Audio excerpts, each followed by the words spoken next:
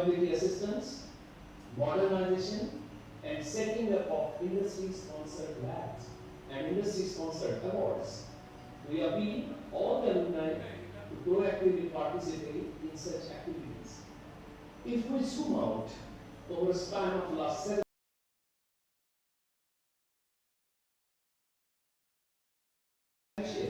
on both horizontal and vertical scales. With the strong element of support and team effort, Walchand will keep on setting up new benchmarks of engineering education and receive Chindaman Rocker, then King of Sangli, came forward and helped Mama to own a piece of land from his college. A renowned industrialist of that time, Saint Walchand Virachan, who headed Saint Walchand Virachan Memorial Trust, came forward and donated a substantial sum of rupees 5 lakhs in the year 1955. In the same year, the college was renamed as Walchand College of Engineering. This was not just a ceremonial renaming, but it was a major breakthrough in diversification and expansion of the college. 75% branding was started by the then state government of Goa. Later, in 1977, government of Maharashtra conferred 90% branding to this college.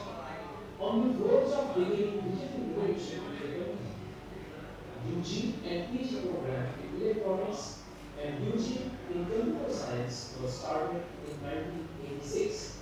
In 1998, PG program in computer science was started and later in 2001, UG program in information technology was started. In 2005, Walchand was selected Hello. for taking तुम्ही आता बोला काय and UGC awarded academic autonomy Hello, check, check. 2007. This was a major Hello, check. milestone in the history of Walchand as it was a trigger for a rapid change there onwards. Hello, check, check. Hello, hello. Hello, check. Hello, hello. Hello, check, check. Hello, hello. Hello, check.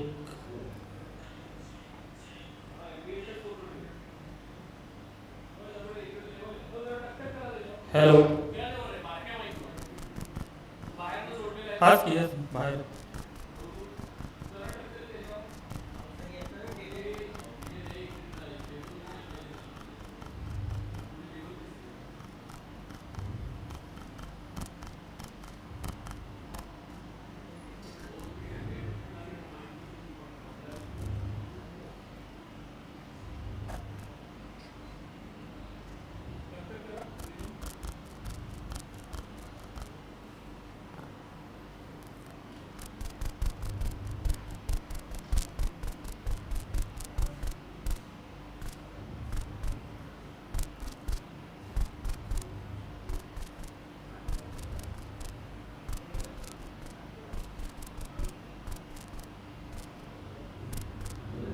Hello. Hello, check, check, check, check.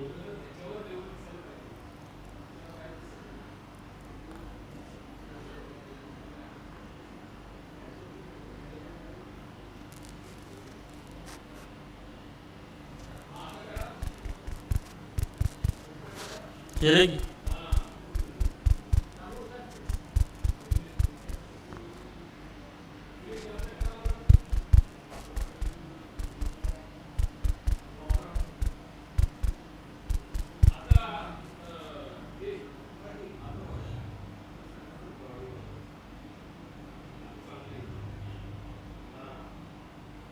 Hello, check, check. Hello, check, check, check, check.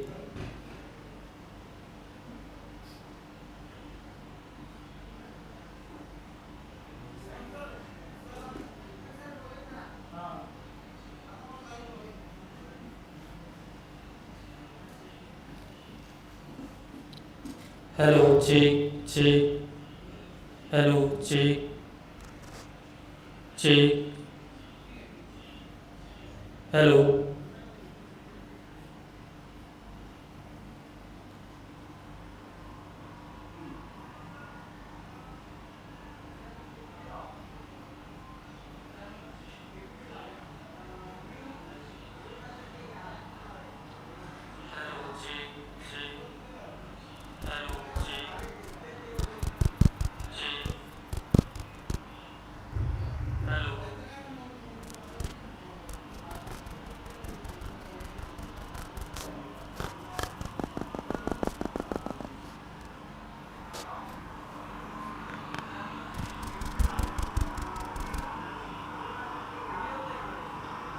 Please. Delay होणारच की Ascending order of events, preparation, एक जरा बंद करा ओ Dabade and तिथे multi-acting level येते का activities बघा at Walchand on academic, administrative, and infrastructure fronts.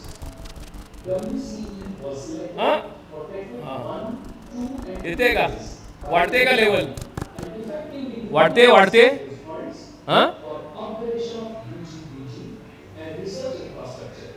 Academic records, improving institute governance, increase employability, providing greater access to the digital resources, and facilitation of e-learning.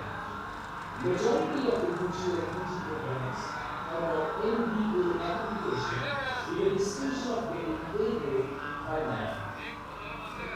Walchand is looking forward to produce not only domain-specific engineers, but a capable graduate engineer, abiding by its motto, hello, India hello, Simple. check, check. A graduate or postgraduate passing out from here should be a solutions engineer with a blend of multidisciplinary skill set, who is a lifelong learner, has respect for the environment, and above all, a good human being. At present, there are 4 diploma programs, 6 UG programs, 10 PG programs, and 5 PhD programs. Around 700 students are studying in diploma programs, Hello, and check, 2,000 check, plus students are check, studying in various degree check, programs, and around check. 150 students in MA program, and nearly 60 scholars are pursuing their PhD programs. The team Walchand has 140 faculty members and 150 support staff. There are 40 faculty members with doctorate qualification. We have highly adaptive academic philosophy to ensure the learning experience is a proper mix of cognitive, motor, and behavioral domains with value additions of professional and life skills. Some of the important features of our academics are outcome-based education, choice-based credit system, experiential learning, track-based curriculum, value-added courses. There are special courses like foreign language, human relations at work, IPR, legal and safety aspects of engineering, as well as finance and project management. There is also inter-institute credit transfer facility. The institute also has minor and honor certification program, allowing students to acquire additional knowledge and skill set as per their career plans, thus providing a total transformational learning experience for Walchand students, making them confident enough to find their own place in the professional world outside. We have now all classrooms with all latest teaching learning aids, laboratories with state-of-the-art equipment, and a number of simulation and modeling software. We have 6 industry-sponsored laboratories by eminent industries like Siemens, Dassault, John Deere, IBM, Veritas, Zymetrix. Very recently, WCE has established a Center of Excellence in Artificial Intelligence and Data Science in partnership with Holistic Private Limited, a leading Indian company in the same domain.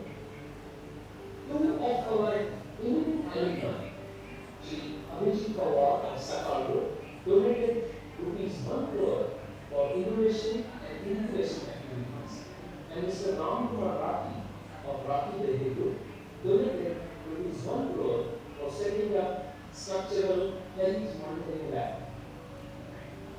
We have industry-run courses and we recruit our UG students to industries under internship program. Industry liaison is an integral part of academics.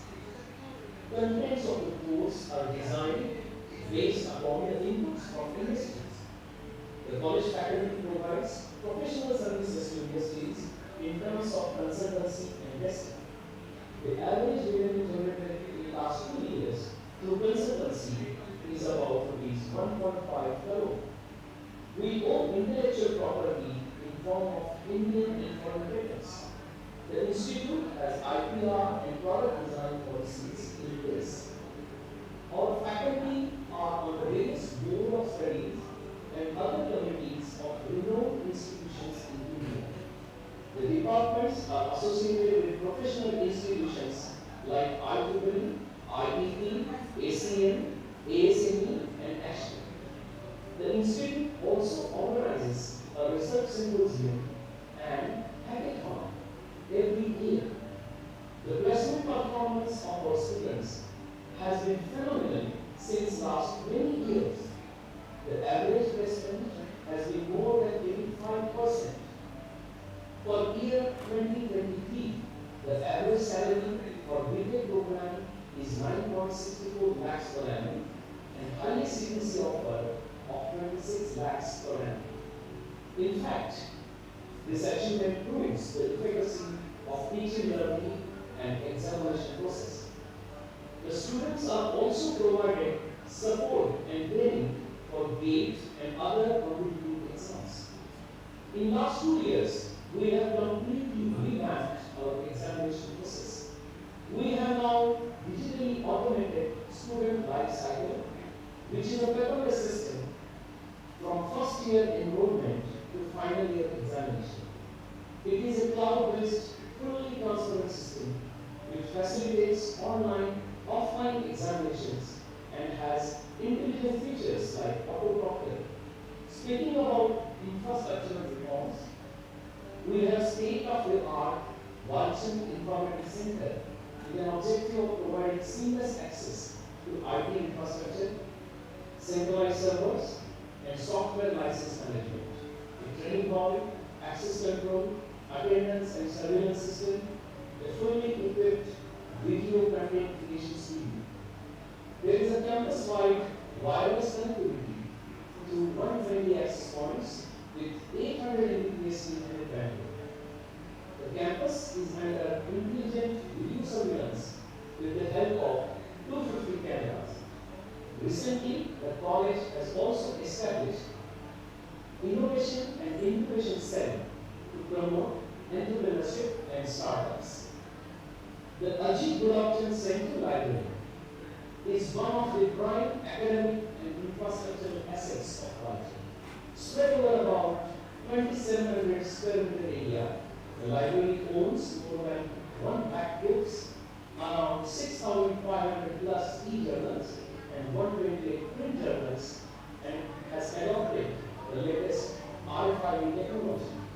In the same building, we have 24 hours open study rooms, which are located on left and right of the perfectly preserved Ganesha temple, which has been an identity of Walchand campus since last many years. Anyone sitting in the library and study rooms can't resist himself from opening a book and immerse himself. Our mess and hostels are also modernized now with increased living comfort, sanitation, hygiene, and ambience, and above all, free access to internet. Students have access to the modern badminton court directly, the basketball court, volleyball court, and 400-meter jogging track, well-equipped indoor and outdoor gym. There is a vibrant club culture with 13 student clubs which organize different technical, social, and cultural activities throughout the year. Since its inception, Walchand has consistently remained in the top priority for students aspiring to become an engineer, both on degree and diploma sides. The meritorious students studying here, their exemplary academic and extracurricular achievements, the transformation that they experience in above all the stellar achievements of the Walchand alumni on national and international scales has kept the Walchand aura always beating. Under the guidance of visionary leadership, every member of Team Walchand has been contributing wholeheartedly and proactively. We are looking forward for collaborative activities with alumni to realize its vision.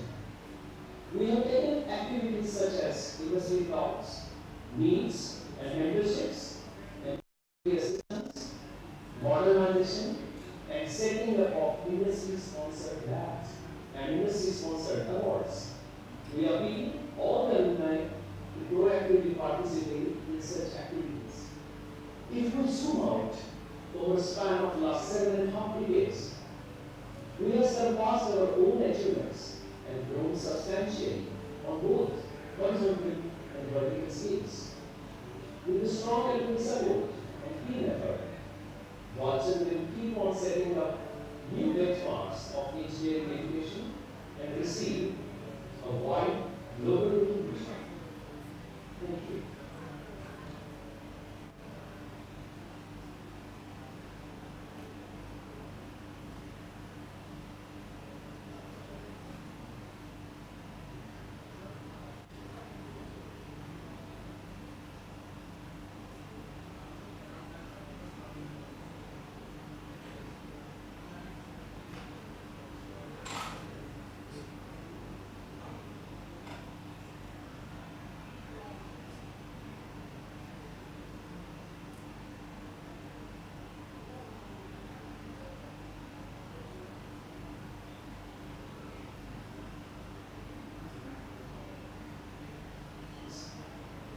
This is a story about the journey of 76 years of Walchand College of Engineering Sangli that was established way back in 1947.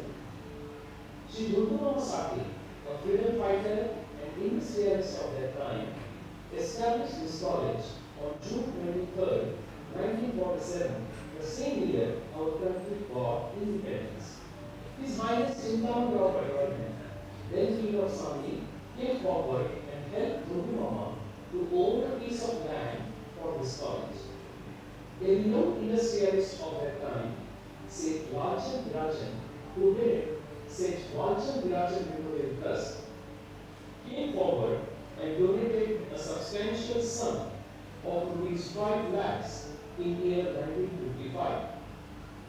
In the same year, the college was renamed as Walchand College of Engineering. This was not just a ceremonial renaming, but it was a major breakthrough in diversification and expansion of the college.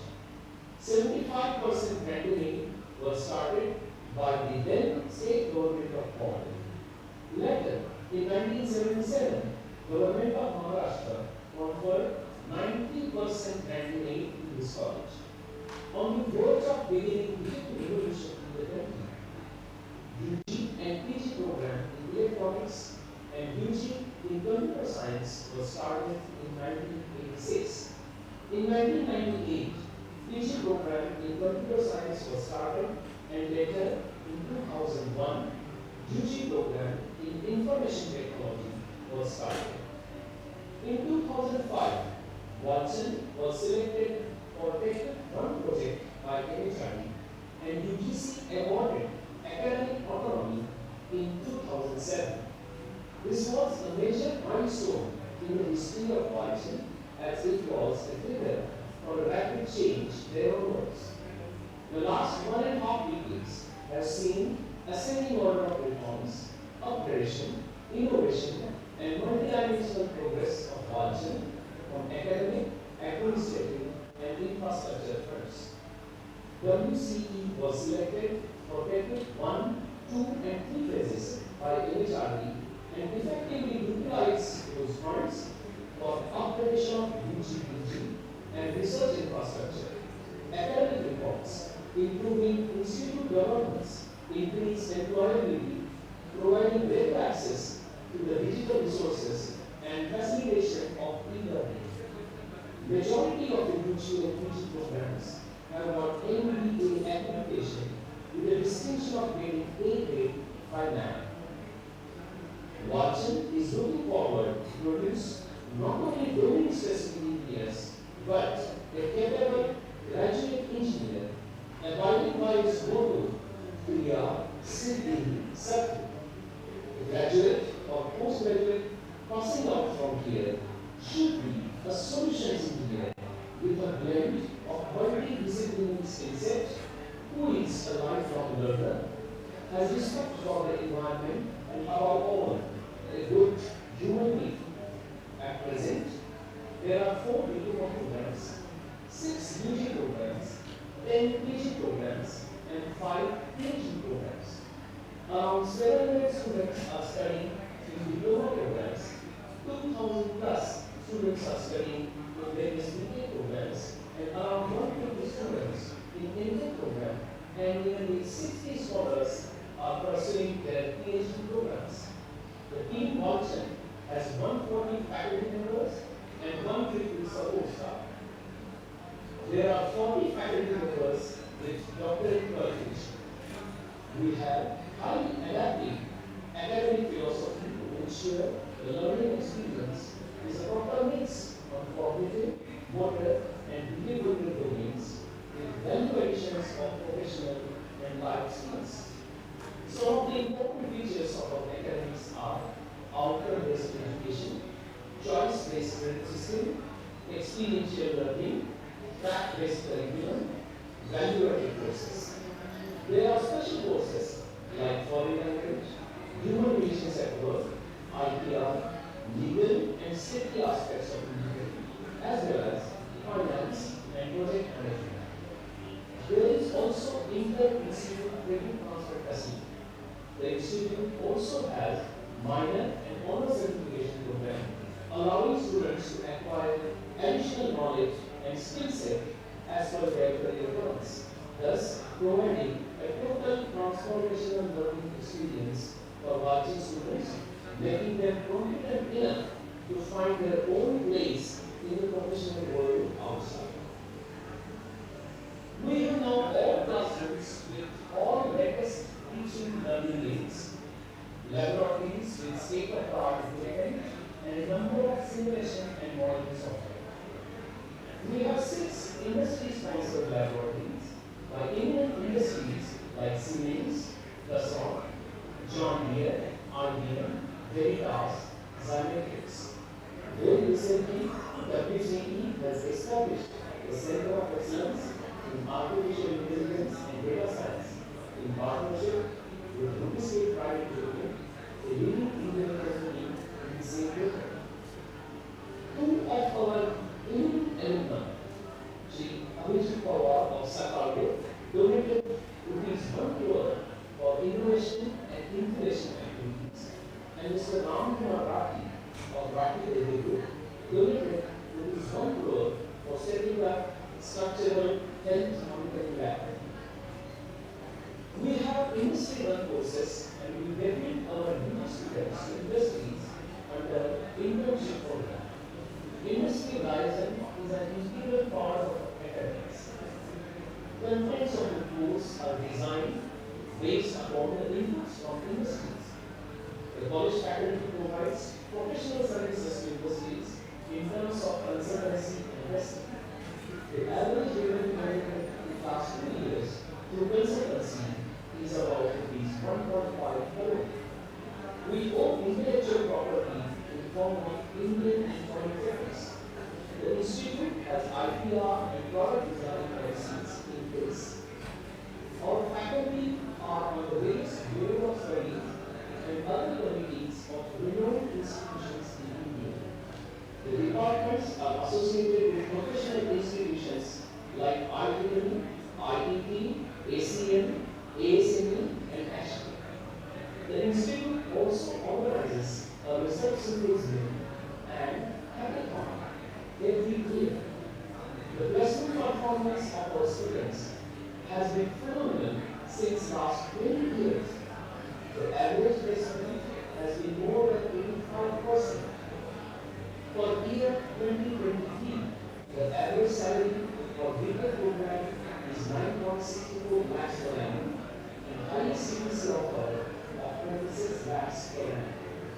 In fact, this achievement proves the efficacy of teaching, learning, and the examination process.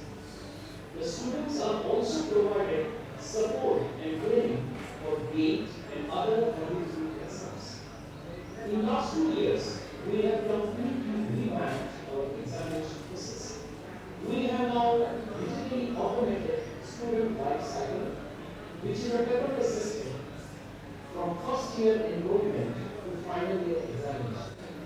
It is a cloud-based, fully transparent system which facilitates online, offline examinations and has intelligent features like auto-proctor. Speaking about infrastructure reforms, we have state-of-the-art Walchand Information Center with an objective of providing seamless access to IT infrastructure, centralized servers, and software license management, a training hall, access control, attendance and surveillance system, a fully equipped video content creation studio. There is a campus-wide wireless connectivity to 120 access points with 800 Mbps internet bandwidth. The campus is under intelligent video surveillance with the help of 250 cameras. Recently, the college has also established Innovation and Incubation Cell to promote entrepreneurship and startups.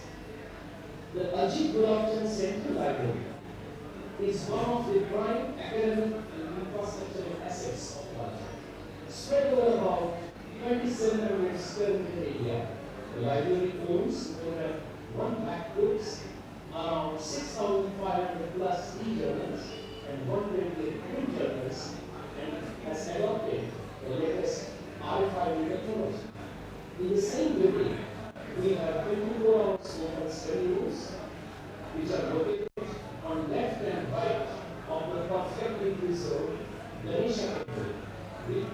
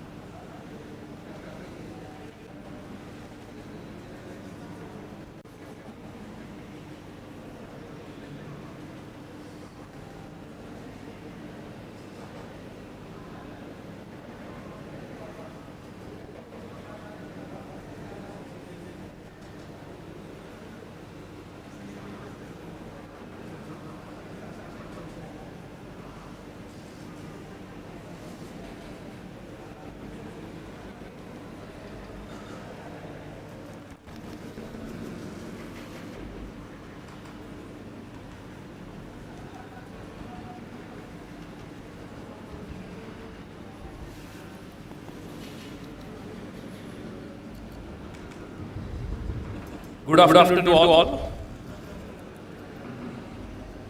On behalf of Walchand Conferring Sangli, I welcome all gathered here for the SAKAL Walchand lecture series.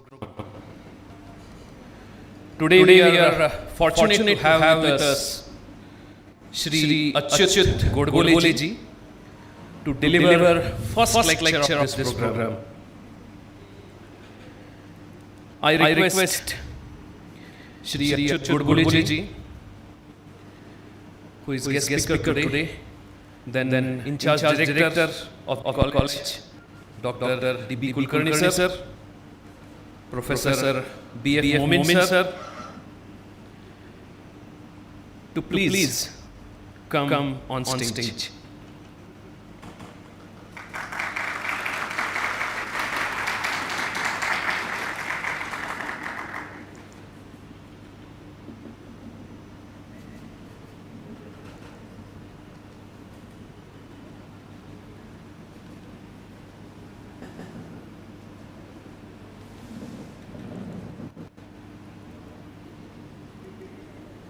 I request Professor B.F. Momin, who is convener of Walchand Recent Development Fund, to deliver welcome note.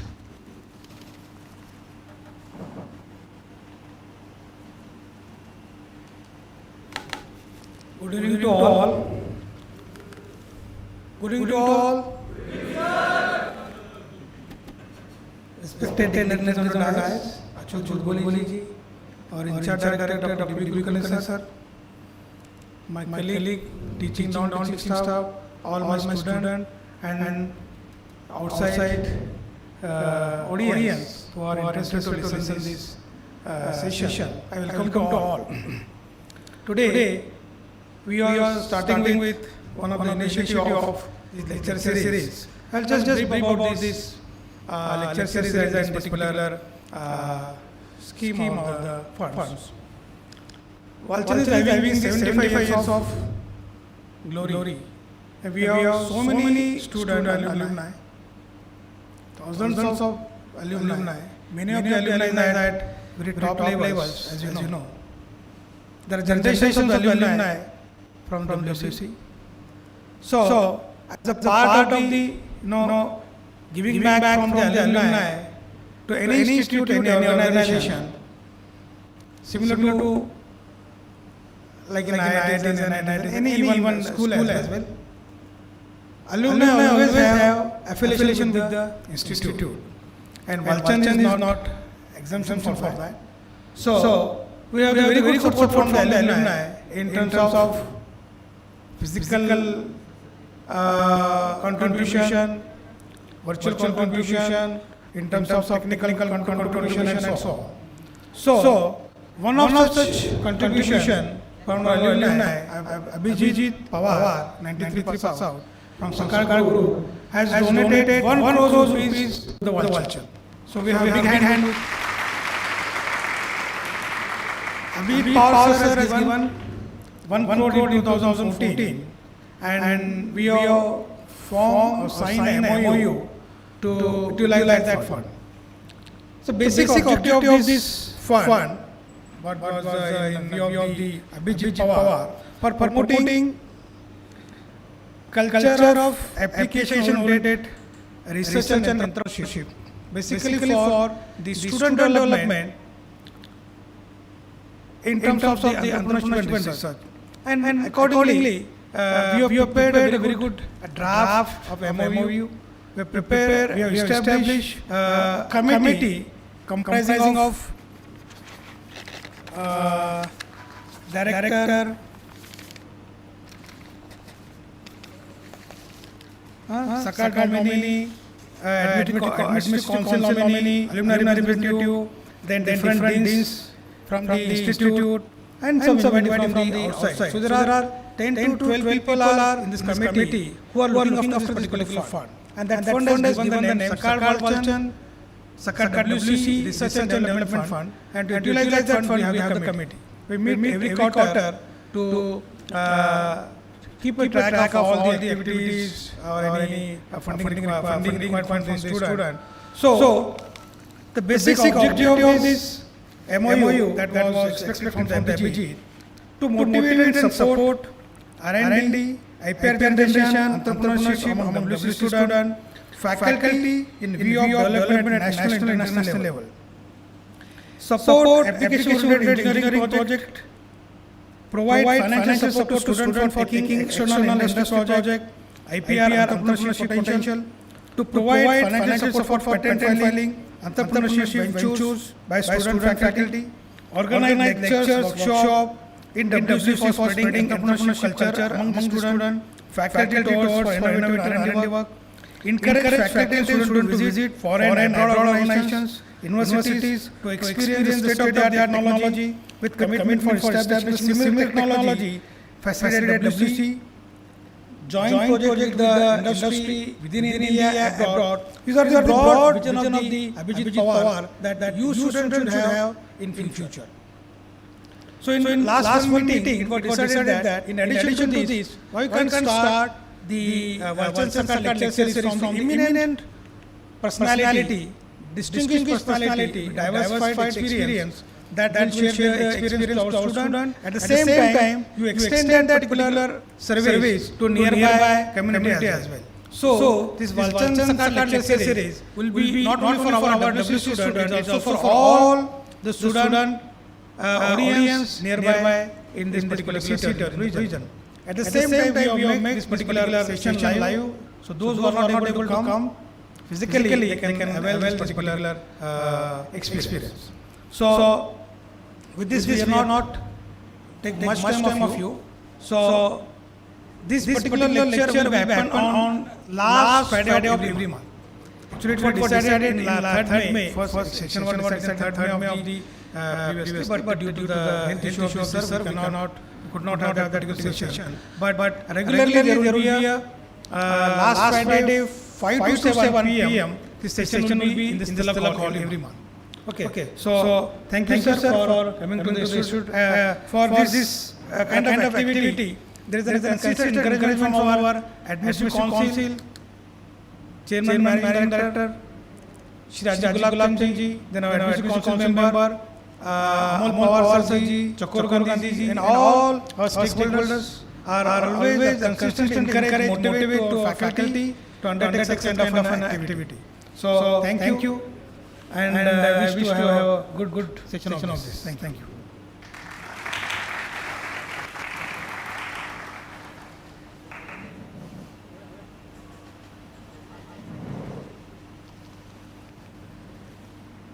Before we move ahead, few words about today's speaker.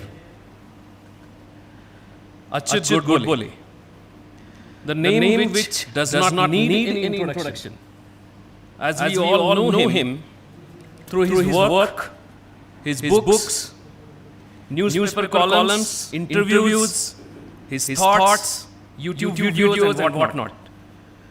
His name is just like a compact instruction based on implied addressing mode, as we all have studied in embedded systems. In fact, it is a favor of fortune on me to get a chance to speak about him. I feel that I should speak in Marathi to introduce him, to honor his work and his contribution to the society and Marathi literature.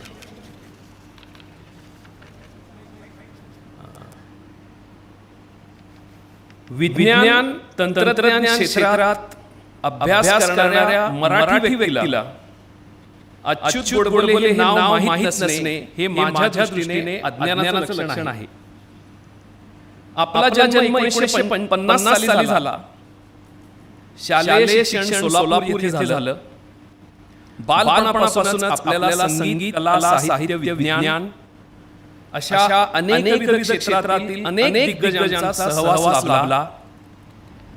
यातूनच आपला लेखक घडत गेला. 1972 साली आपण IIT Mumbai येथून chemical engineering मध्ये B.Tech पदवी संपादन केली. पहिलीपासून पदवीपर्यंतच्या गणित विषयाच्या जवळपास सर्वच परीक्षात आपण 100% मार्कांनी उत्तीर्ण झालात. आपल्याला सुमारे 32 वर्षांचा आयटी क्षेत्रातील अनेक नामांकित बहुराष्ट्रीय कंपन्यांचा अनुभव आहे. त्यापैकी 23 वर्षे आपण या कंपन्यांमध्ये मुख्य कार्यकारी अधिकारी, CEO आणि कार्यकारी संचालक ही पदे भूषविलीत. आपल्या नेतृत्वाखाली या कंपन्यांचे साम्राज्य आपण जगभर प्रस्थापित केलेत. सुमारे 150 वेळा आपण जगप्रवास केलात. सुमारे 18 वर्षांपूर्वी 3 ते 4 कोटी रुपये वार्षिक पगाराच्या 2 ऑफर असूनही आपण ते क्षेत्र सोडून मराठी साहित्य लेखनाकडे वळलात. मराठी भाषा ही विज्ञान भाषा व्हावी यासाठी आपण अविरत प्रयत्नशील राहिला आहात. आपण एक सिद्धहस्त लेखक आहात. एखाद्या विषयाचं ज्ञान संपादन करण्यासाठी आपण विद्यार्थी होऊन त्या विषयात खोलवर जाऊन ज्ञान प्राप्त करता आणि ते ज्ञान अतिशय सोप्या व सुलभ पद्धतीनं मातृभाषेत पुस्तक रूपाने समाजाला परत देत आला आहात. संगणक तंत्रज्ञानावरील इंग्रजीतील 4 पुस्तकं आणि मराठी भाषेतील 49 पुस्तकं आजवर आपण लिहिली आहेत, प्रकाशित केलेली आहेत आणि त्या सर्व पुस्तकांना वाचकांचा उदंड प्रतिसाद लाभत आलेला आहे.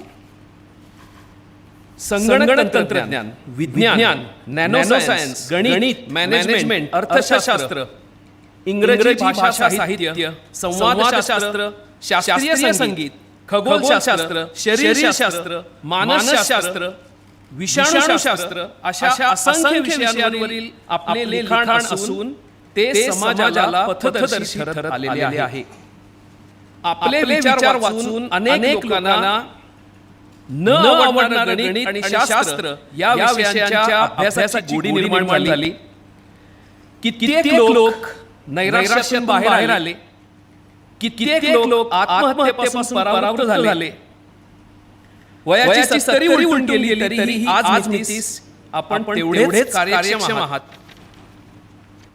आपल्या कार्यासाठी आपल्याला आजवर अनेक प्रतिष्ठेचे पुरस्कार प्राप्त झालेले आहेत. IIT डिस्टिंग्विश्ड एल्युमनस पुरस्कार, सॉफ्टवेअर निर्यातीसाठी 2 वेळा पंतप्रधानांचा पुरस्कार, उद्योगरत्न पुरस्कार, कुमार गंधर्व पुरस्कार, डॉक्टर पारनेरकर पुरस्कार, सह्याद्री पुरस्कार, इंद्रधनु पुरस्कार, नवरत्न पुरस्कार, साहित्य परिषद पुरस्कार असे अनेक पुरस्कार त्यामध्ये आहेत. माझा मराठाची बोलू कौतुके, परी अमृतातेही पैजा जिंके, ऐसी अक्षरे रसिके मेळविन ही ज्ञानेश्वरीतील ओवी आपण आपल्या कार्यातून सार्थ केलेली आहे. एवढंच मला या ठिकाणी म्हणावंसं वाटतं. I request in charge director of college, Professor D. Kulkarni, to felicitate Shri Achyut Godbole.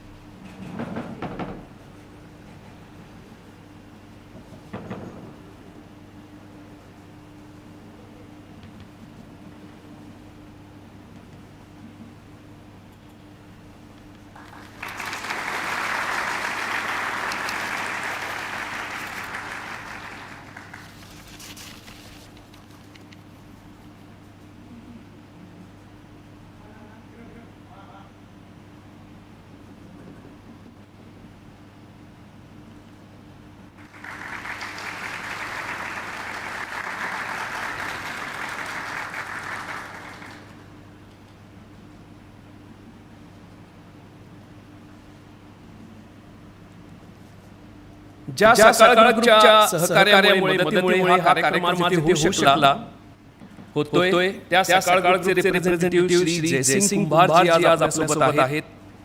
मी त्यांना विनंती करतो की त्यांनी कृपया स्टेजवर यावं आणि मी प्रोफेसर हायगोडे सरांना विनंती करतो की त्यांनी श्री जयसिंग कुंभार यांचा सत्कार करावा.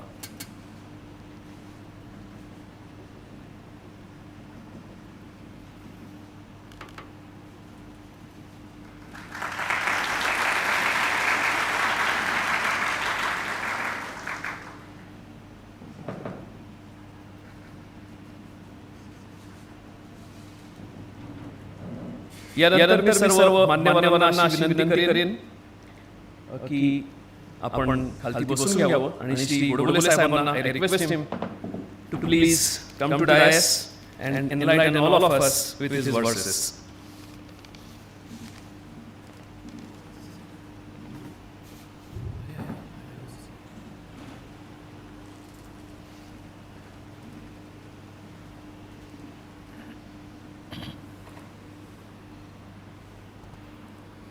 Thanks a lot for the kind introduction.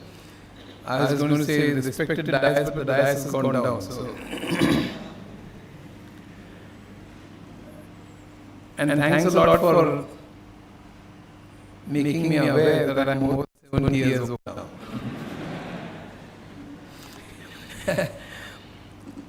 I think the important topic that I'm going to speak about today is the technology and our future.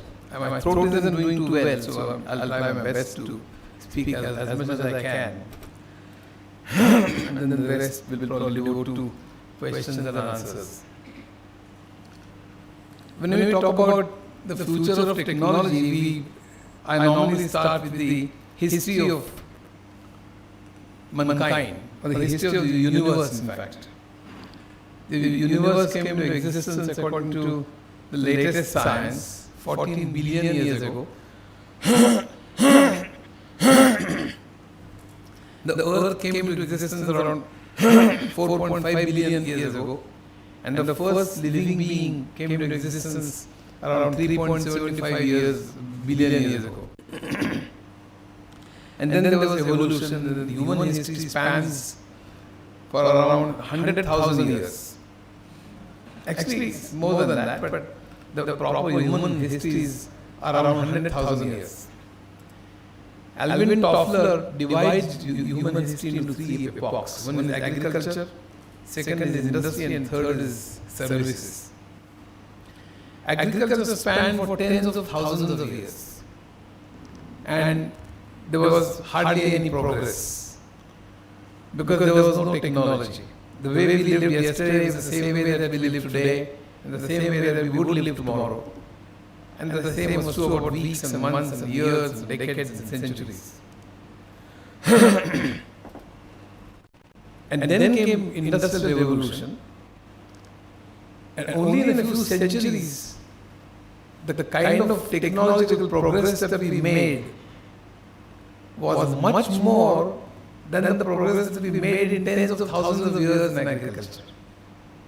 Only in a few centuries of Industrial Revolution. And then came services, modern services. Modern services came into existence, or actually began in 1960 onwards, with the advent of modern computers, banking, and so on and so forth. And only in a few decades of the services era, the kind of progress that we made, technological progress that we made, was much more than the progress that we made in a few centuries of industries, which in turn was much more than the progress that we made in tens of thousands of years of agriculture. So those who've done, all of your, I think, engineering students, am I right? So those who've done mathematics will understand. I'm talking about d2y by dx, not d2y by dx. The rate of change is extremely high. It is so high that it is very difficult to extrapolate or predict what's likely to happen in the next 10, 20, 30 years. It's very hard. Many people trying to do it, but quite a few fail to exactly predict what's likely to happen. The reason is that the progress that we made in the last 10 years, please understand this, mark my words. The progress that we made in the last 10 years was more than the progress that we made in the entire human history. And that's not because we've suddenly become intelligent, but it's the fact that we are actually standing on the shoulders of our predecessors. The way Newton used to say. Newton used to say that I'm standing on the shoulders of Galileo and Copernicus and Brahe and so on. Similarly, we are standing on the shoulders of thousands or lakhs of people doing research and contributing to the technological progress every day. And that number is increasing every day. That's why the progress we made in the last 10 years, I'm talking about technological progress. We as human beings have not progressed too much. We still catch each other's necks and we still fight and we kill each other, we tell lies and so on and so forth. We go to war. So whether we have progressed or not is debatable, but in technological terms, we have progressed tremendously. In the last 10 years, the kind of progress that was made is much more than what we made in the entire history of mankind. And therefore, it is very hard to predict what's likely to happen in the next 10 years. You can't say that the last 10 years A, B, C happened, and therefore the next 10 years C, D, E will happen. It's very hard to predict. If you look at the history of services, I can go on about agricultural history, agriculture and industry and so on, but it will be a very lengthy lecture and I won't finish it off in the 40 to 50 minutes. If you look at the history of services era, the 1960s was the era of mainframes, 70s mini computers, 80s was personal computers, 90s was the internet, 2000, the decade of 2000 was mobile computing, and 2010 onwards, what happened, I'm going to talk about at length. But let me dwell on these 5 decades for a couple of minutes each.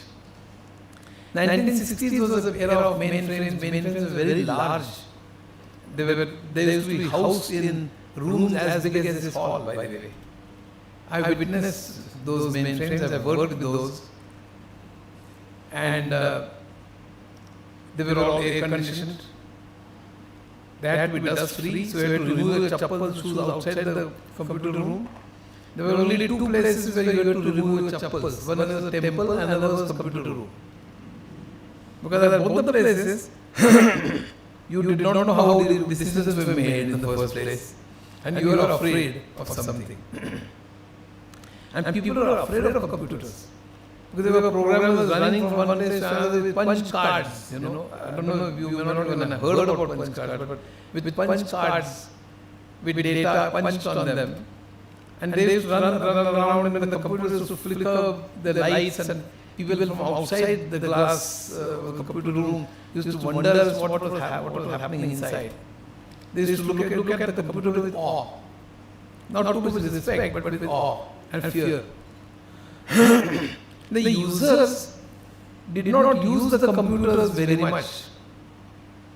Most of the large companies employed computers because it was a matter of prestige. General Motors had a computer, so Ford had a computer. Ford had a computer, so Chrysler had a computer. So it was a matter of prestige. Quite a few people had actually just kept the computer in their attic or in some room upstairs. And they used to show off that we have a computer. In Minneapolis it snows very heavily. And if you go to America, you probably know, it snows very heavily. So once it was very cold and they didn't know what to do. And computers, when you put them on, you used to emit heat in those days. A lot of it. It was so cold that someone said, why don't you put the computer on? So that was only used that they thought of putting the computer too. And people were afraid of using computers. They were used by banks and a few large organizations to store data or large databases so that it can be retrieved and used sometimes. Terminals had just arrived, but they were not used properly, mainly. Then came the 1970s. The 1970s was the era of mini computers. The sizes fell, the prices fell. People started believing in computers, but they still were afraid of them.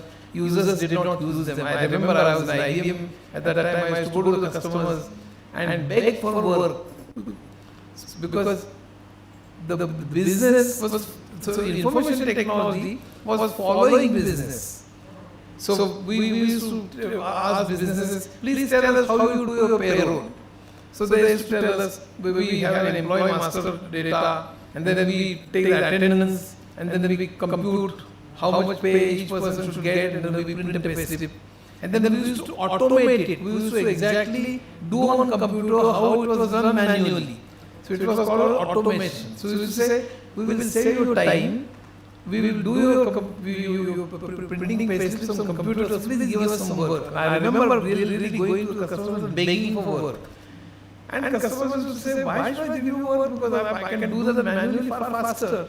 I have to first of all punch the data, then give the data to you. You will give me the listing because you are not sure of having punched the data quite correctly. So I have to go through the listing, check it, correct it. Then you will correct the data. The new cards, you will give the listing of new cards. And the cycle has to be repeated until the data was correct. And then you run your payroll. So by the time you run your payroll, I would finish my manual processing much faster.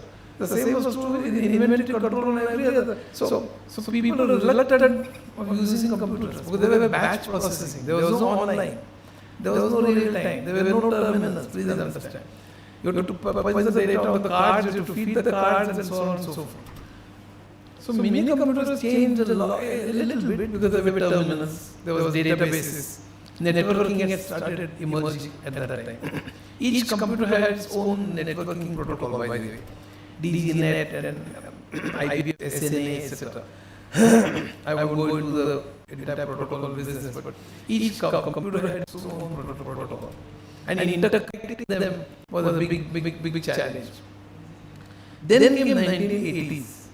1980s changed the entire scene completely because personal computers arrived. And with PCs, the prices fell. Initially, even the prices of PCs was very high. But then prices fell, the sizes fell. There were colors in the computer. There was multimedia. What is meant by multimedia? There are 4 types of media in which humans have always transacted all their lives, right from old times. Text, audio, video and photograph. Today, when I type A to Z as text, it is converted into zeros and ones and stored on a disk.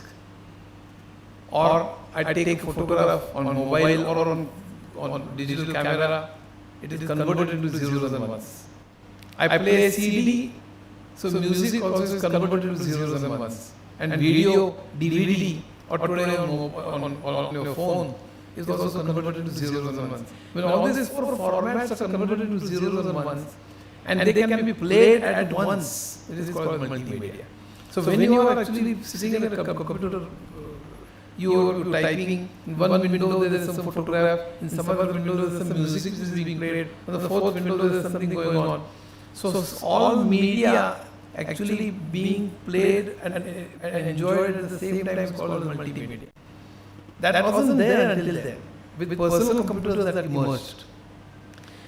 And all the media, the storage capacity, the data transfer rates are different. Therefore, you need to modify your operating system. I have written a book on operating systems way back, and I have had to add a chapter on multimedia operating systems because the way operating system deals with multimedia is different.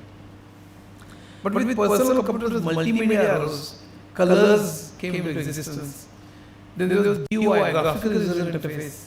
There was the mouse, for instance.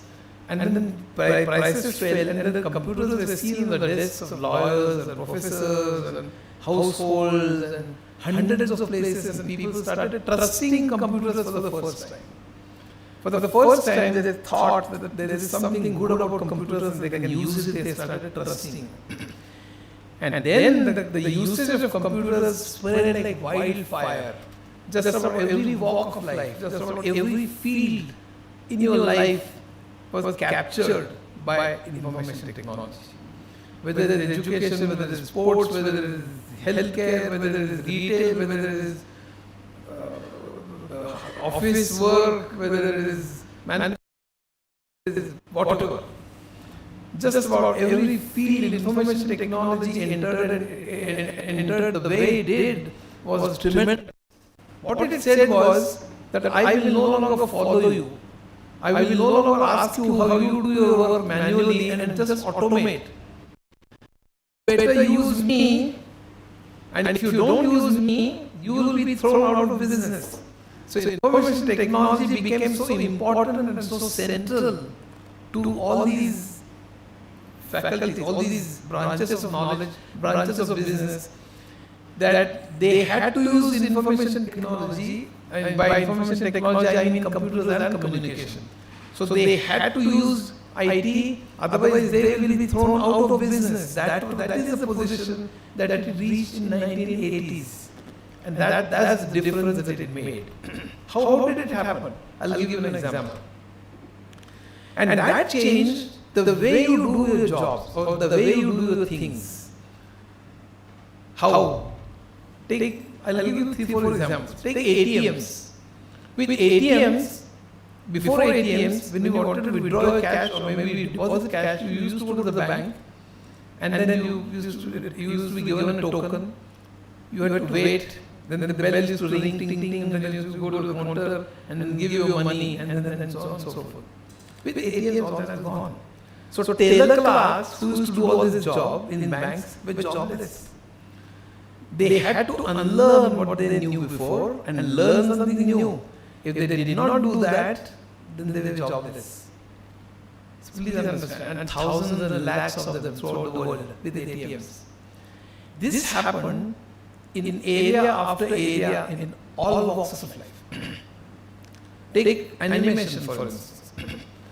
In Walt Disney, had employed hundreds of artists in his garage. How does animation work?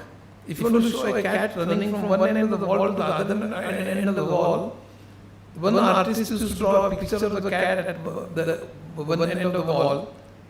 Then another picture with the cat having moved a little bit. Then another picture with the cat having still moved a little bit, and so on and so forth. And finally, the picture where the cat has moved to the other end of the wall. All these pictures were shot, put on the reel, and they were shown to you at more than 10 per second. The reason why they were shown more than 10 per second was because of the property of your retina. Because any image that falls on your retina is retained for 1/10 of a second. So before the first image is erased, if the second falls on your retina and the second is erased, the third falls on the retina, and so on and so forth. It fools your eye, it cheats your eye, and makes you believe that you are seeing the cat running from one end of the wall to the other end of the wall. So it was cheating you. But then how many pictures you have to draw? 10 per second means how many per minute? 600 per minute. And Tom and Jerry film used to be 1 hour, for instance. So 600 into 60 is 36,000. Of course, you did not have to draw each picture separately, because there were various techniques of tracing and variety of tricks that they used to use. But regardless, the work was non-trivial. I mean, they had put an enormous amount of effort to produce 1 hour film of Tom and Jerry, which you used to sit in your couch in your home and enjoy. Then came a software called in-betweening. I'm talking about mid-1980s, by the way, or around 90s. In-betweening.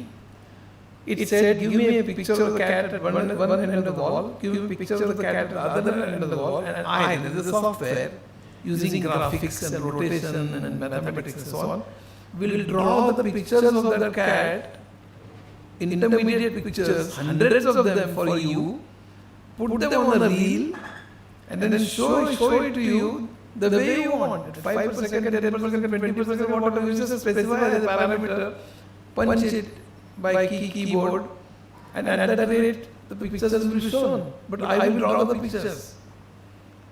Hundreds of artists were jobless, by the way. Hundreds. Imagine. And then 3D printing came. 3D animation came. With 3D animation, there is a Colgate toothpaste which actually just jumps and falls, goes into the air and then falls in the hands of somebody else. I mean, Newton rotated in his grave. I mean, I'm talking about gravity. What is this? The toothpaste just jumps and then goes somewhere else. How can this happen? But with animation, you can do anything with 3D animation. If tomorrow, in fact, I must tell you that almost all ad films, and quite a few cinema movies today are made using animation. If tomorrow there is a rule which says that animation is banned, one person will certainly commit a suicide immediately, and that is Rajinikanth. I'm sure that he will not survive. So, I'll give you a third example. Take DTP and word processing. Earlier there were typists. I don't know how many of you have seen. Today there is no typewriter that they see, but the typists used to sit on the streets, And there were many typing institutes and there are lakhs of people worldwide who had jobs of just typing. Then came word processor. With word processor, the jobs of the typists have gone, unless they learn word processor. And word processor has several other facilities. Tremendous lot of facilities, underlining and bold and hundreds of facilities, paragraphs and paging and so you have to learn all that. And then came DTP, desktop publishing, which was still a step ahead than word processing. Without DTP today, no publishing is possible. No publishing is possible. No book publishing, no newspaper publishing. Because with DTP, imagine what you can do. Imagine you are running a newspaper. And at 10 o'clock, news comes that American president has been assassinated. Suppose. Earlier times, you could do nothing. Because you had already formed the entire page. In Marathi, what we used to call it Khere Guroni, you had to actually just each thing had to be plugged in properly and then you had to form a page. It was already done. I mean, you couldn't do anything. And tomorrow 6 o'clock paper has to reach doors of lakhs of people. Today, at 10 o'clock, within 15 minutes, what was to be printed on the first page, you can move to the fourth page, and from internet and variety of sources, you can cull out the information about the murder of the American president, and with photographs and with news, you can put it on the first page and prepare the newspaper within a few minutes with DTP. That is impossible. That was impossible. Now imagine somebody says, one newspaper says, no, I will not use DTP. That newspaper will be thrown out of business. Suppose some bank says, no, I will just employ a tailor class. I will employ a tailor class. I will not use ATMs. That bank will be thrown out of business. If some ad company says, I will not use 2D or 3D animation, that ad company will have to close down.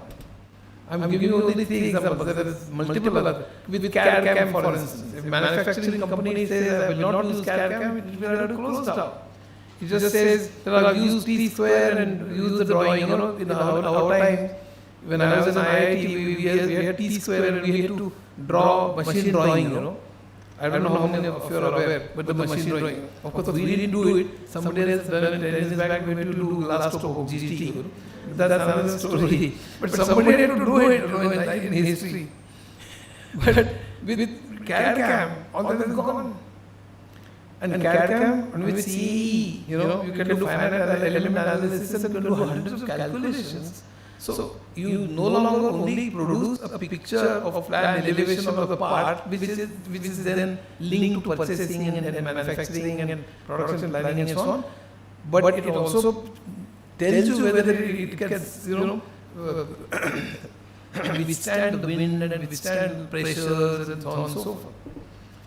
All that was not possible. Some manufacturing companies says tomorrow Jet maybe, or maybe General Electric comes up and says, I will not use CAD-CAM. It will have to close down, simple. So in 1980s, without information technology, businesses could not run.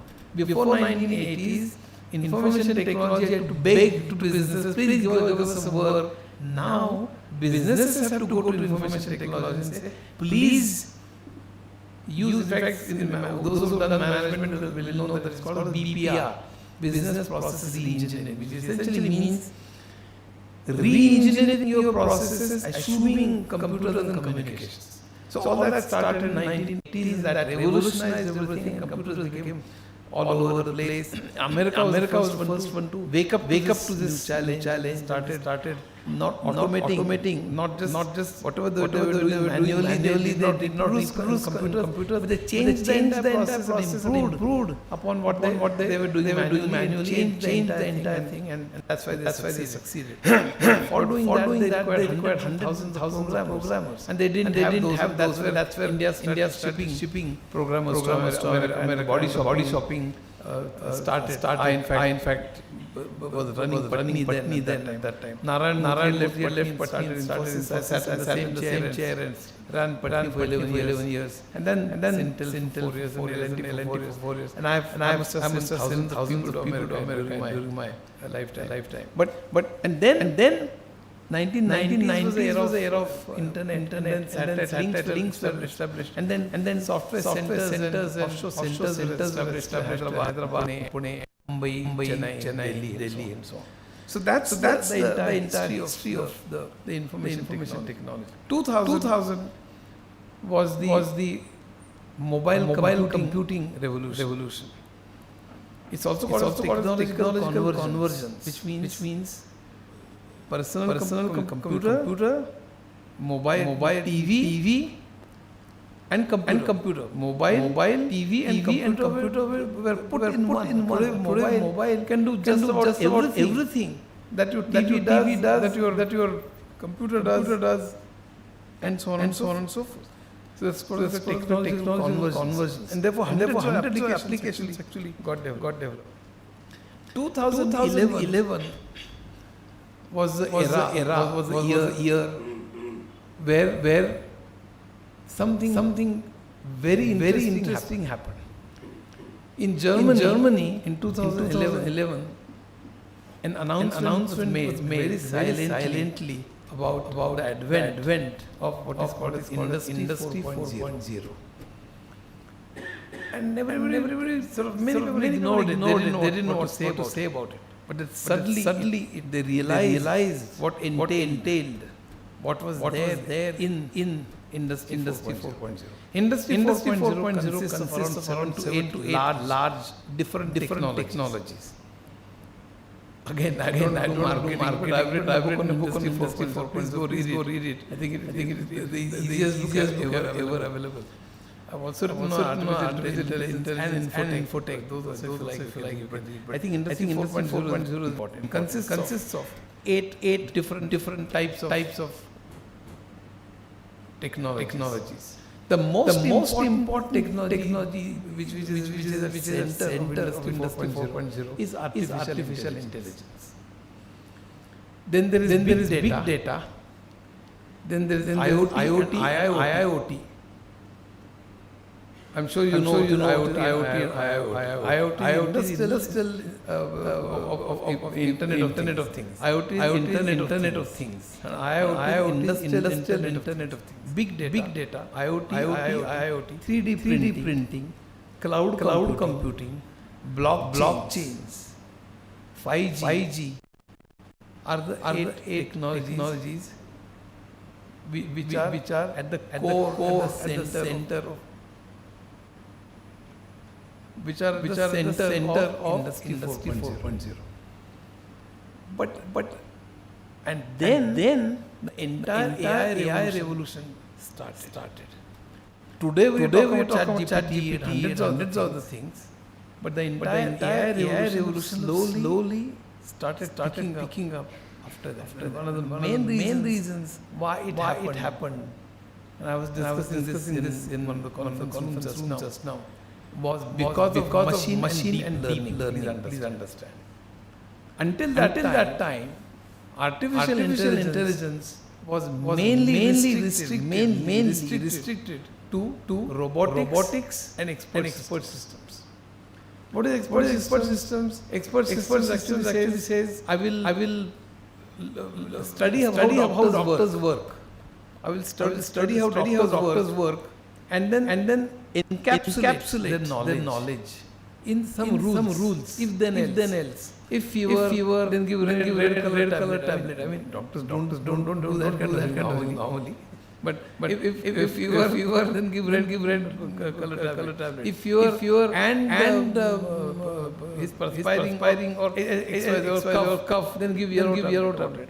So if then else, right? And so if that whole knowledge, or the blood reports, if blood count is this, and then do this, etc. So if you can put that as if then else kind of logic and put that in the machine, then computers can work as doctors. That was the whole original idea.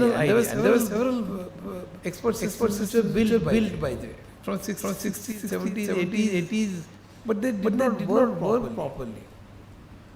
For doctors, for lawyers, for variety of even oil exploration and so on. How does it work? So understand the rules, works, put them in a program. But that program started becoming so unwieldy that it was very difficult to control that program. New rules had to be introduced, and hundreds of things happened.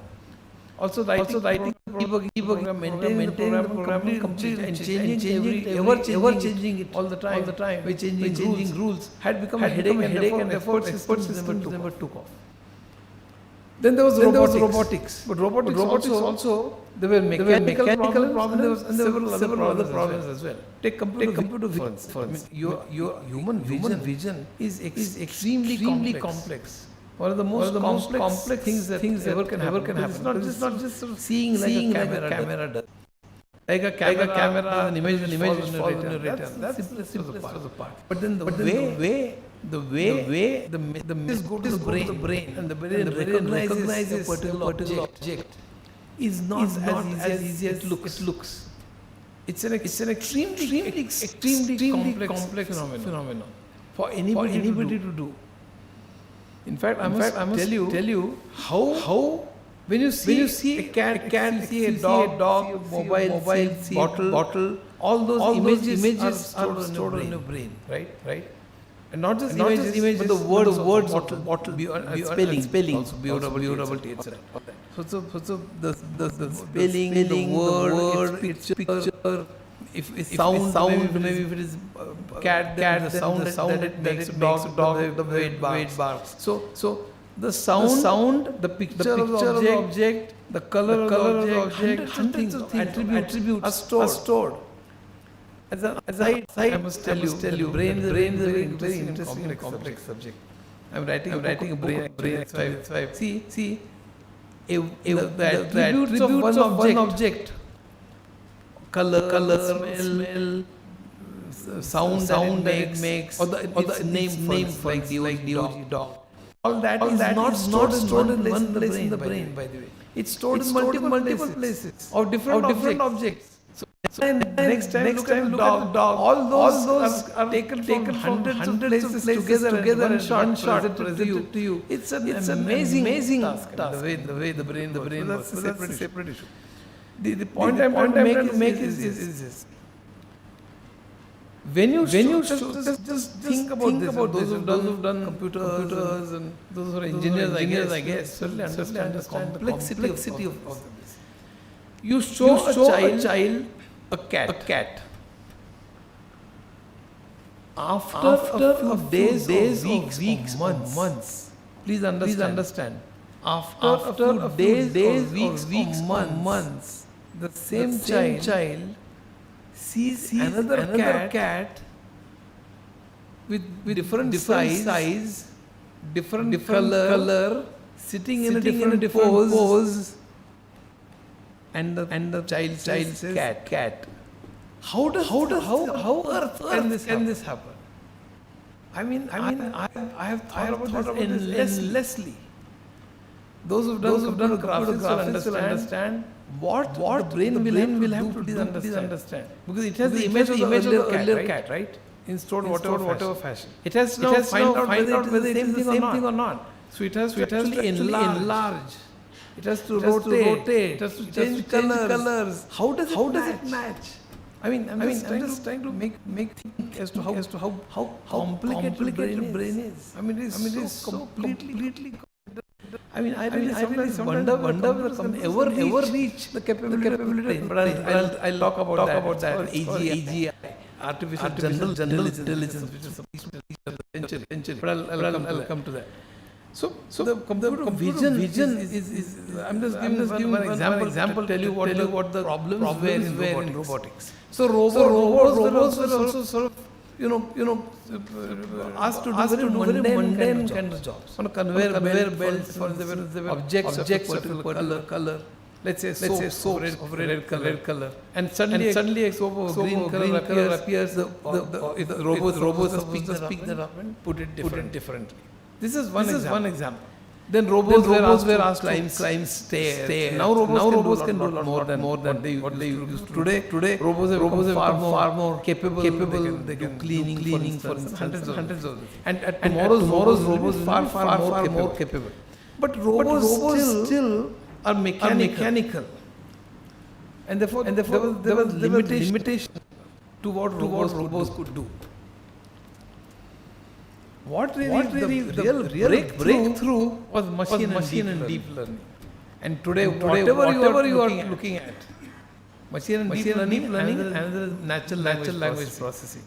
These two have revolutionized the field of artificial intelligence, and therefore Industry 4.0. I won't be talking big data, IoT, etc. Those you can read not just my book, any book like, but I mean I can just go on and actually explain. You'll have to call me again what those are. But essentially the point I'm trying to make is that now what is machine learning and deep learning? Try to explain that in very simple terms. I'll probably leave the rest aside, and then go into what's likely to happen in future, how we should prepare for.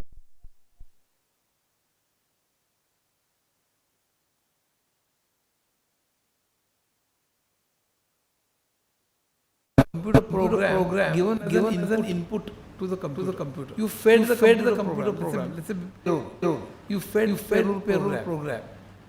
And then you gave the attendance, who attended, how many days, etc. And the computer produced payroll as a data. So the program was input and data was output. Right? Earlier. It used to output inventory of this, that, etc. Whatever bank balances. So you take programs and it used to output data. Machine learning and deep learning reverse that completely. It said I will give data as input and output should be algorithms or patterns. Ultimately, artificial intelligence for machine learning is nothing but pattern recognition. Anything that you do, any to recognize similarities or different patterns is at the heart machine and deep learning, and therefore artificial, and therefore industry 4.0. How does it work? I'll give you an example. I'm not sure, but I think it happened in Canada. Canada was French institutions. They were both languages popular in Canada. So any government circular, municipality, central government had to be translated into both languages. Right from Gram Panchayat to whatever they are there, I don't know, county, and then to the government, all had to and there were thousands of people, translators who used to translate from French to English and English to French. And this used to do that. And as you know, the days are hundreds of dozens of circulars. So you have to translate them. Then came an idea. Somebody came with an idea. Can we do this translation automatically? Can machine do this translation? And then they started employing the same logic as they did for expert systems. So they said let's teach the computer how to do this translation. So let's teach the computer if the English word, then use this as a French word. If this is the English word, use this as a French word. Or this is a phrase, then use this phrase. Because it's not now a word, but a phrase. And many phrases connotations. I mean, it's not just a collection of words, connotations. Some insulting for it, some are adulatory. Some praise you, some criticize you. Either overtly. I think each phrase has some connotation. So translating, each word is different. Being able to translate its context, its actual meaning, and that's. So what they did was they tried to. So essentially, it meant providing both the dictionaries. If this is the word, that maybe a dictionary about some clauses, phrases, so on, so forth. But then the grammars are different. How to teach the grammar? So they tried to do all those if then else rules and tried expert systems and tried to do this translation, but they failed. They could not succeed. And then came a brain wave to somebody, and that really changed the entire world. The brain wave was how does a child learn language? Do you teach the child? This is a noun. This is a verb. This is an adjective. Do you teach the rules of grammar to a child? You don't. Just learns. That is it gets data. So it actually hears hundreds of people's conversations, which means it gets data. And then formulates internally the rules of the language. So why can't we do that in the machine?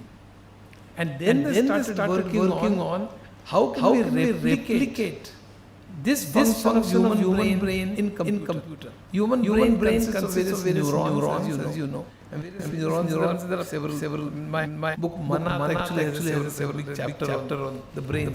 So you know those are interesting. Read it. But the neurons connect to each other. Some caps or synapses, and there are chemicals which flow through them. Then those are responsible memory and then learning. How do you learn? Learn means you know the neurons responsible for memory. You do them again. Circuits which are formed, etc.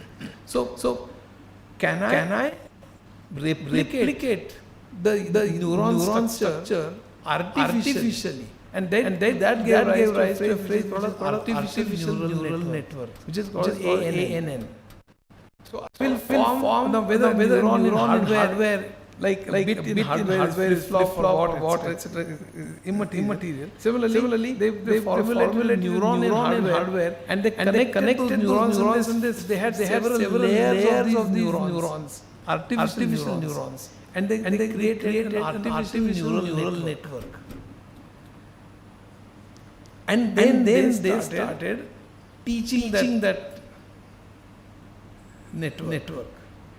So they wrote a small program which learned, which did not teach the rules of grammar, nor teach what words, etc.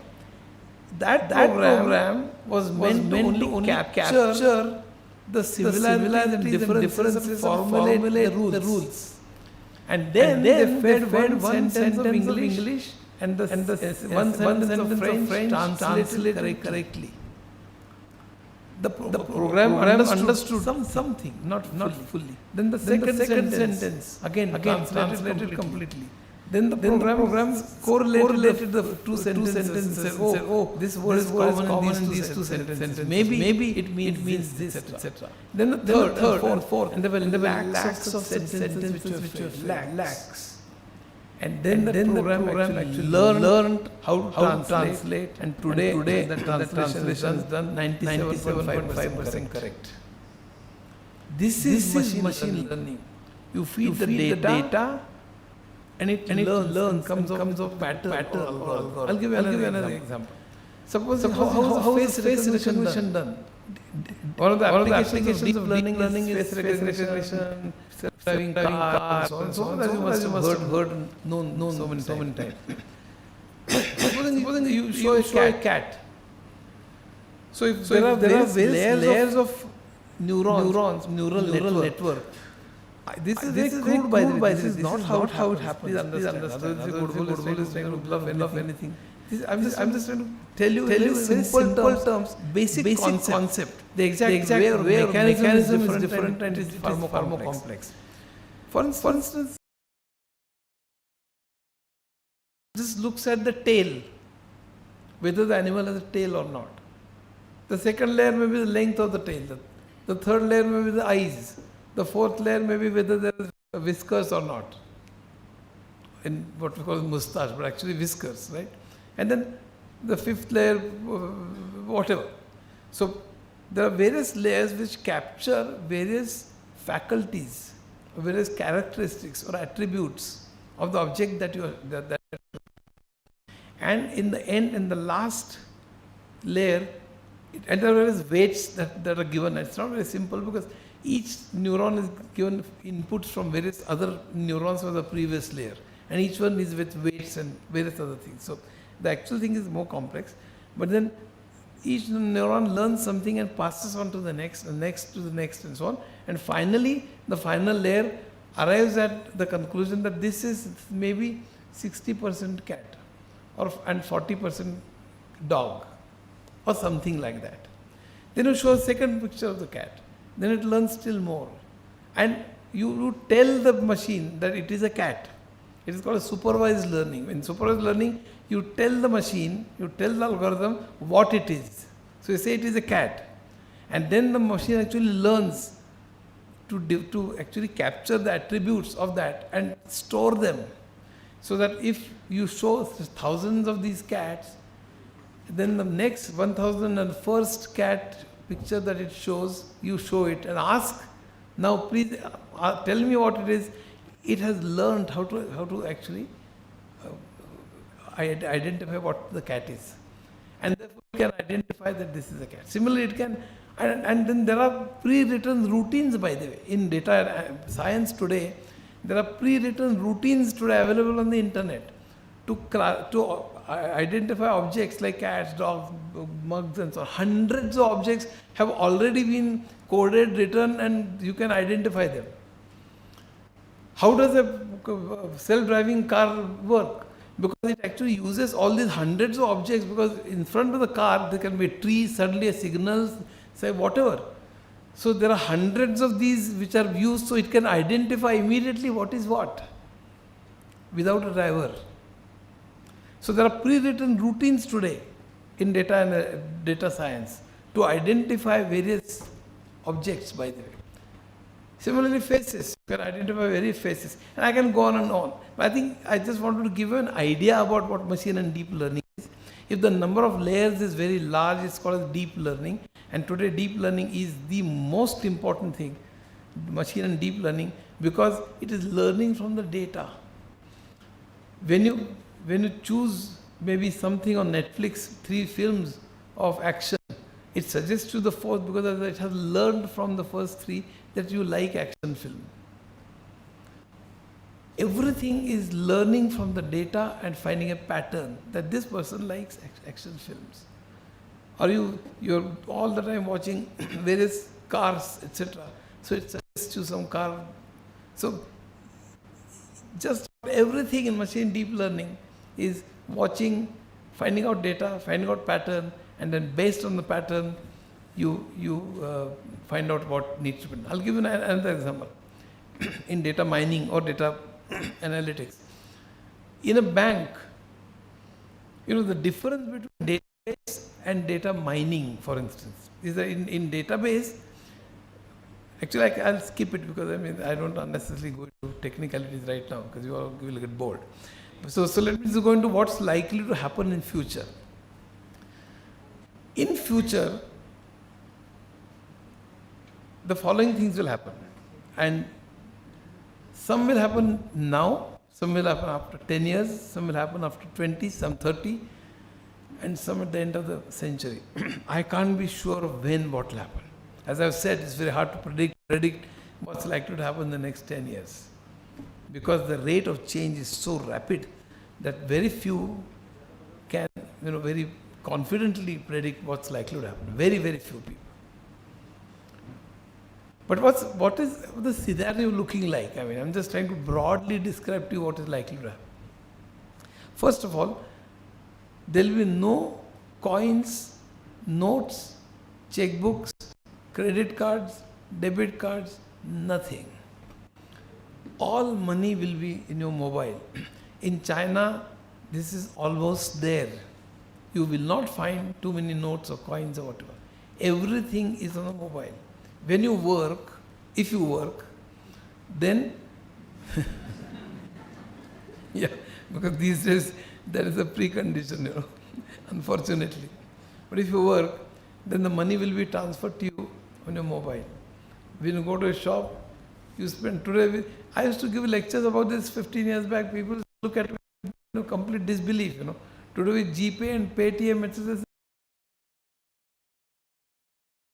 With iMobile and with internet mobile and with GPay and so on and so forth. I mean, you don't need any of these at all. Wait for another 5 years in India. In fact, Nandan Nilekani, my friend, has a good lecture on the internet, the future of financial services. And he had given 5 to 10 years even in India for all this to vanish. I would say another 10 years, you won't need all this. Even today, most of the people do transact on without any cash. Second, now this is more stunning. All offices in the world will become museums. There will be no need for any office whatsoever. When I was the CEO, I used to call my secretary and call my 4 managers, north, west, east, south, etc. And we used to get in conference room, and there used to be PPT, PowerPoint presentation, and they used to, each one said, my sales is this, my sales is that, and I used to say, why is the sales in south down? He used to crib, saying that you did not allow me to hire a salesman, allow me to give an advertisement, whatever. All that can happen when I'm sitting at home. And all these 4 people are sitting at their respective homes. And each one has a screen in front, and at the center, I'm the boss, so I'm there, and at the 4 corners, there are 4 managers. Each one, and we can share data, we can fight, we can talk, we can discuss. Again, many years ago, people didn't believe me, but today, every minute on a television, there is somebody from Calcutta, somebody from London, somebody from America, somebody from Pune, talking and discussing. And in some channels, there are 16 people talking. So that's another story. But all I'm saying is that this is not hypothetical. You don't need to go to the office. There is no reason why you need. Tell me one reason why you need to go to the office at all. Data can be shared.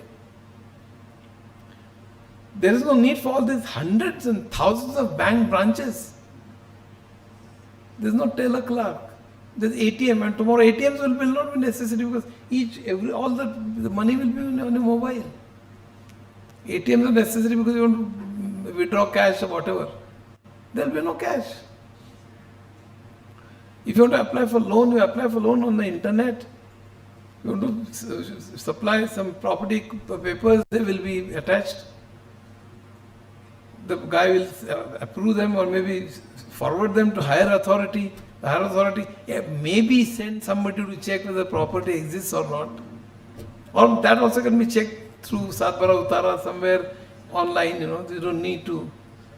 And then the loan is sanctioned, the money is transferred in zeros and ones on your mobile, and then you go to the shop and buy shoes.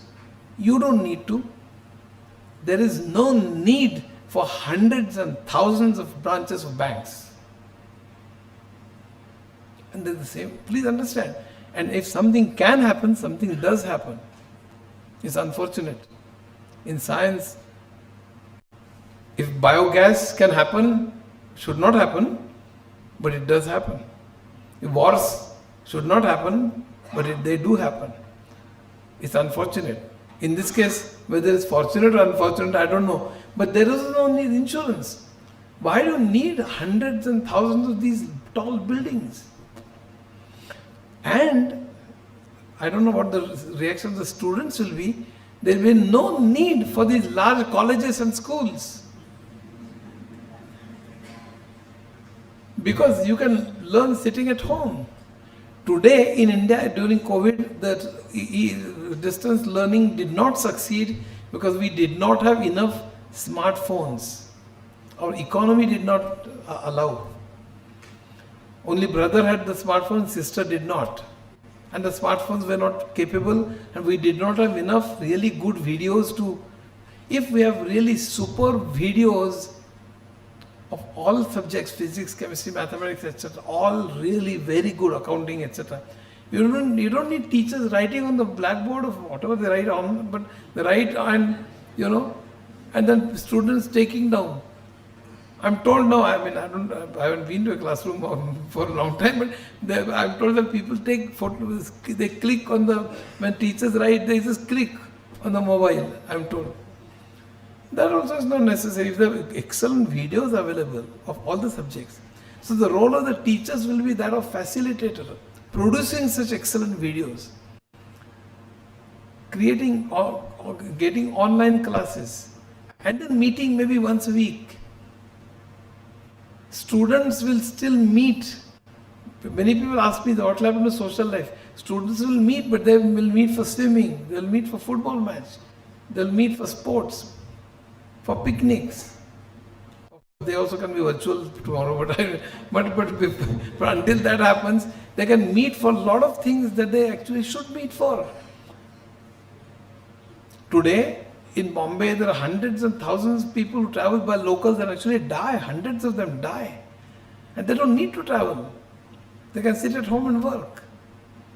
So, people will travel of their own will because they want to play bridge, they want to swim, they want to go mountaineering. Today, they are forced to spend half their life in travel. In Bombay, it is horrible. Now in Pune also, people are getting absolutely extremely bad. And that same thing is true about schools and colleges. In our school, there was a teacher, if there's somebody who gave a wrong answer, then she used to throw the duster, she used to throw the duster at the student. That is a little difficult to, imitate in internet. But I'm told there is also, there's also some research that is going on. There is a panel there. And when somebody asks a question on the screen, each window will show one student. The student raises his hand, and the student gives the wrong answer. She'll press the key, and then that guy will go get a shock from the behind. So, the creativity has no end. So you can do anything. But the point I'm trying to make is, the entire scenario tomorrow is going to change. I can just go on. I have a book on future, by the way, how the future looks like. It's in Marathi and named it as Udya.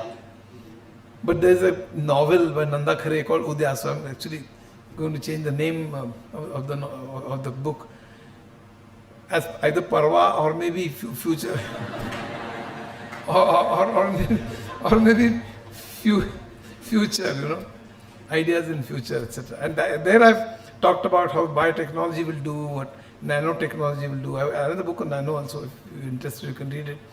And how information technology will do, how tomorrow's travel will be, and so on. But that will come in a couple of months.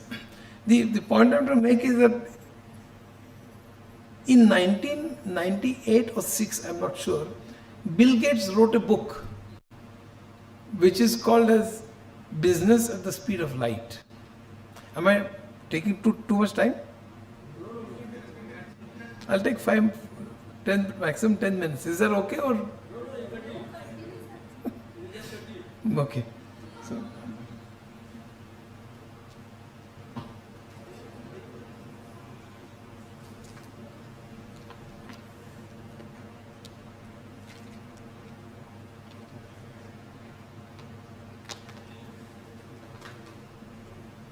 Business at the Speed of Light.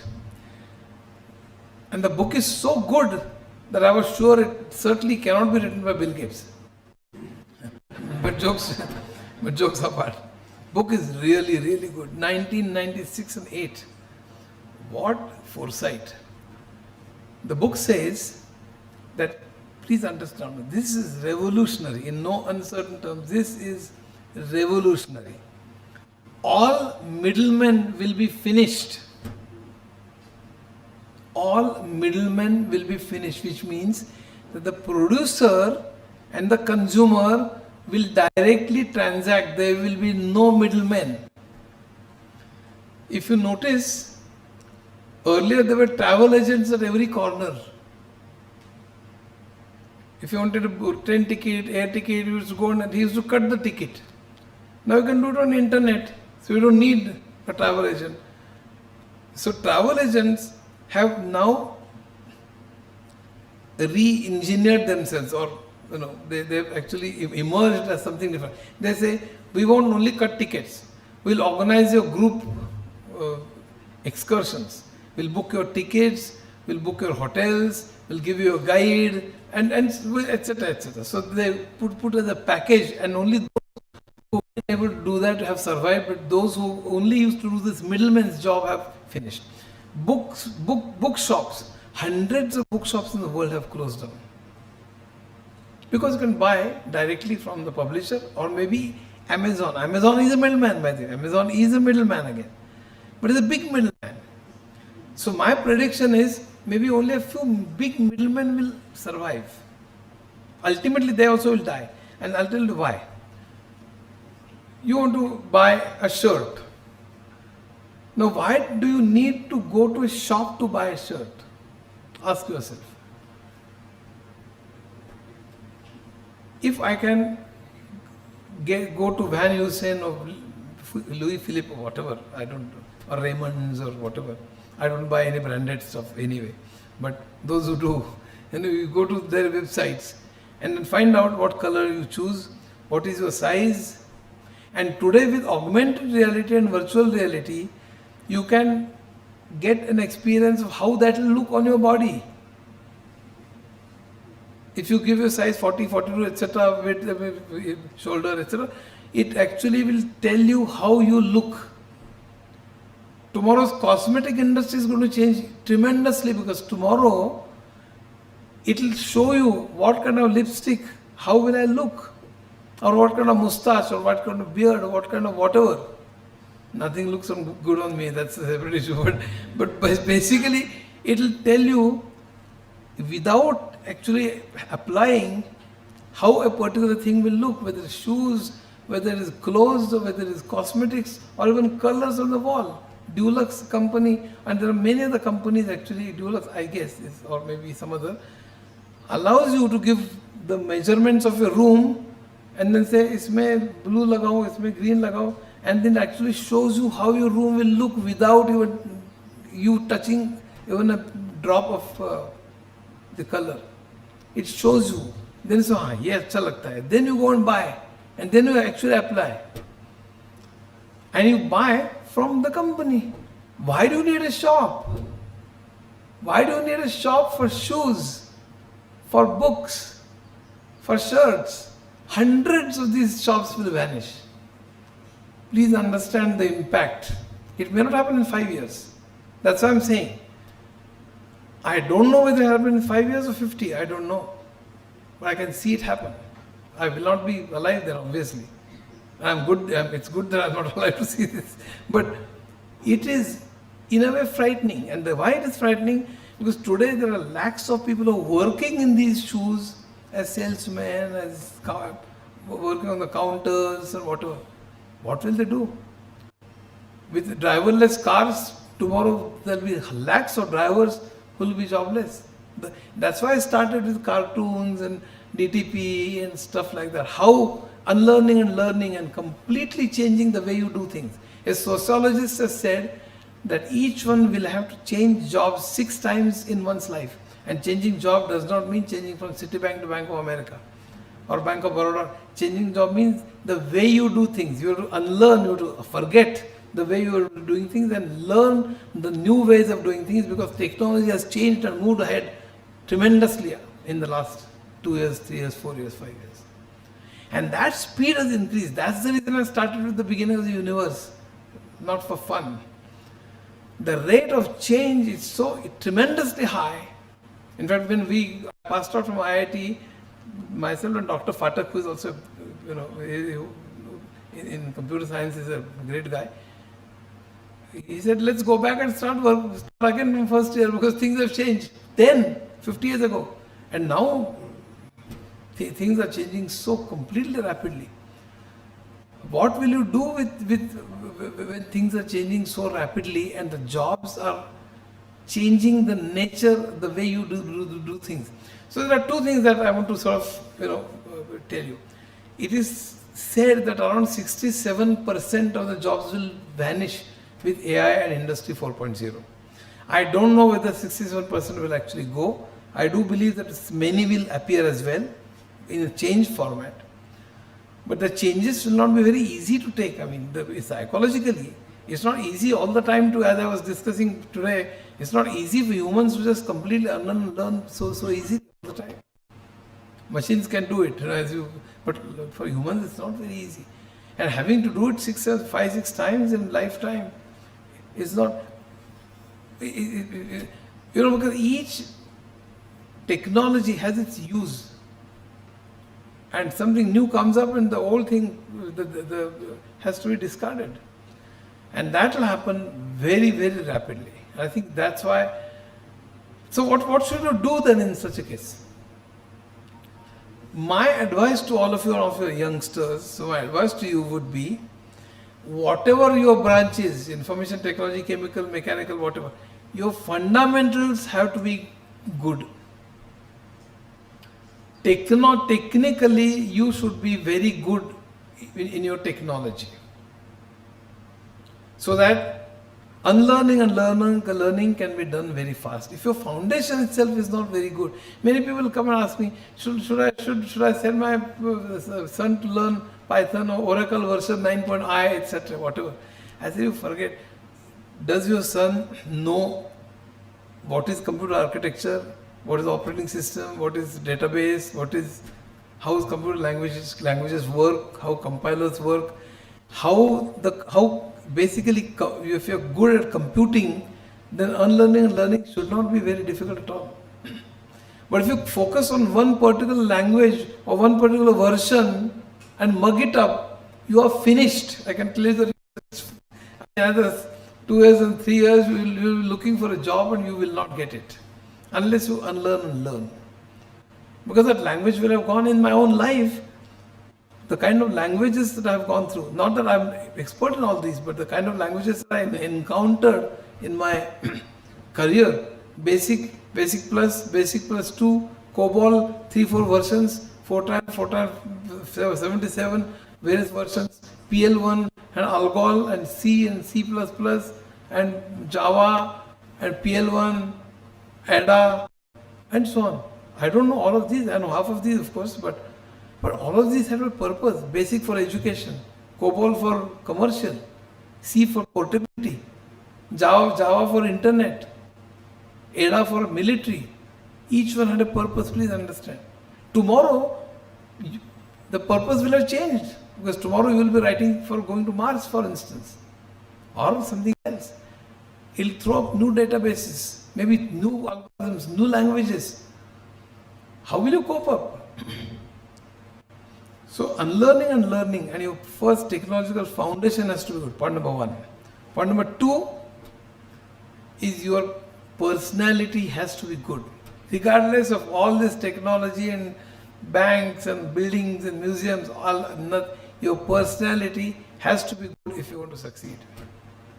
And by personality, I mean 2-3 things. One is your communication skills. And communication skills does not necessarily mean English, any language. I don't think any one language is better than any other. I don't really think anything is inferior or anything is superior. But I would urge you to improve English. Because in software or in computer science, you will come across more often than not English customers or people who speak English. At least I have always worked with software exports and I had to deal with customers all over the world. I hate to tell stories about my life, but one story I must tell you. And that's there in my autobiography called Musafir, and those who've read it probably might relate to it. In my first year I'm educated in Marathi medium, by the way. I came to IIT and I was sitting in the next table and somebody insulted me about my English, about the way I spoke, and started, pointing out errors and so on. And I don't like insults. Well, I was 16th in the board and first in the university and never lost a mark in mathematics from first standard to IIT and was a rank holder. And I said, if somebody says you're not good looking or you don't have money, I don't mind it. If somebody speaks the truth, why should I mind? But I will certainly mind if somebody, says or thinks that I can't do a particular thing or I'm bad at something. And I was mad and I decided to improve my English. And for the next 10 months, I did nothing but English. English etymology, that is roots. Phonetics, that is uchchara. I read English newspapers voraciously. There was no TV, but then I read papers, I read English novels, I read English history of English language, and various words and phrases. See, it's not, what we do very incorrectly or wrongly is we think in Marathi or Gujarati or whichever language, then translate in English and then speak. When I was climbing the stairs of my hostel room number 154, I still remember, I said, I'm not going to do this. I must be able to think in English. You should be able to speak English fluently and elegantly. I think the elegance is very important. It's not just being able to somehow babble or somehow put together words and speak a sentence. You have to bring home a point. You have to understand that you have to speak very elegantly and very fluently in order to make a mark on the listener. And I had decided that, and for 10 months I did that. And luckily then, whenever I gave presentations or negotiations in New York, London, Tokyo, etc., they all came handy. I'm very lucky, I'm very good. So coming back again, any language is good enough. I'm not saying English, but in software, English is important, unfortunately. I don't think English is more superior than Marathi at all. I'm very fond of Marathi. I've decided to write all my books in Marathi for the last 20 years. And I've written all my books in Marathi only, 49 books up to now. But I must be able to speak in English for hours together. And that is very important. And not just in a crowd like this, but in negotiations and presentations and everywhere. So I think communication is one. B, it's not just communication in language. Being a good listener is very important in management. Are you very aggressive? Are you egoist or are you egotist? Egoist and egotist, there is a difference. Egotist is the one who speaks a lot about oneself. T is the talk. Therefore, egotist is the one who talks a lot about oneself. And egoist is only, very thinks highly about himself. So, are you egoist? Are you egotist?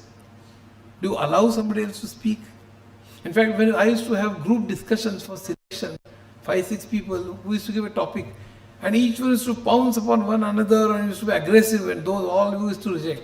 Somebody who used to listen to all those, and then finally when his or her turn came, used to put forth the point very logically, very succinctly, very, So I used to select only that person. So being able to listen, think logically,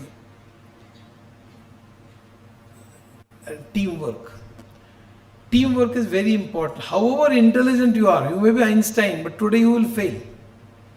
Without teamwork, nothing will happen. I have a lot of friends in TIFR and MIT, Stanford, hundreds of them.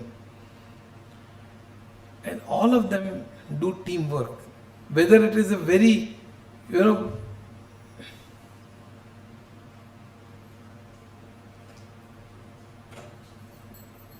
as abstract a subject as cosmology or Big Bang or whatever, standard theory or whatever, or even finding a new molecule for a drug, it is a teamwork. The management gives certain funds to a team and says, find out a new molecule for diabetes in 6 months, and this is the money. It is teamwork. Don't sit under any apple tree, like Newton did. Nothing will happen. Okay, so it is a teamwork. So being very good technically, first of all, then good communication, good listener, good sense of humor. You must have a good sense of humor. Not being egotist, and then being a team player, and evoke and imbibe confidence in others. If these are the things that you really pick up in terms of personality, you will succeed. You will not succeed at all, even if you are excellent technically. If your personality is not good, you will not succeed. Please take it from me. I've interviewed hundreds of thousands of people in my life, from America, from England, from here, from IITs, MITs, wherever. You will not succeed. So it is very important to be a team player and a good personality, a gregarious, smiling, etc., etc. And there are two other points that I will mention and then end my talk. One point is that don't always look for a job. Think about whether you can do something on your own. It's very important. And there is an innovation lab, as Professor was mentioning. I'm very happy that there is an innovation lab here. In IIT also there are several such small groups. In most of the American universities also there are various groups who are encouraged to do something on their own. And I'm very happy that there is some such group. I would encourage you to think about what you can do and not just think about jobs. Last but not the least, in our country, there are at least 50% of India which still may not be living completely in darkness, but may not be as lucky as you are in getting an education in such a reputed institute. They may not be able to afford good education or health care. At least 50%. I have in fact statistics much more harsher than that. And it's not only because of this government, it's been for the last 3 decades or even more. So think about what the other half does. Wherever you go, you may go to America, maybe find a job, maybe get good money. But always think about how the last person in this country will come up and what you can do for that. If you do that, you will not only succeed in your life, but also will be a good human being. Thank you.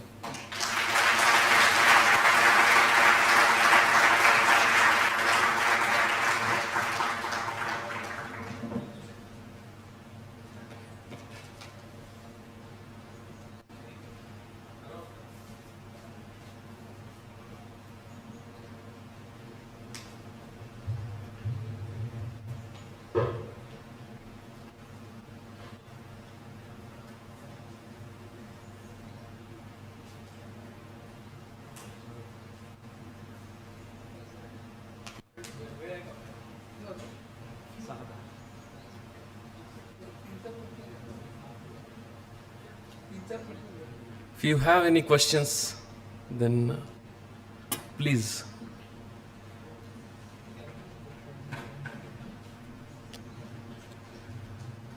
A mic there.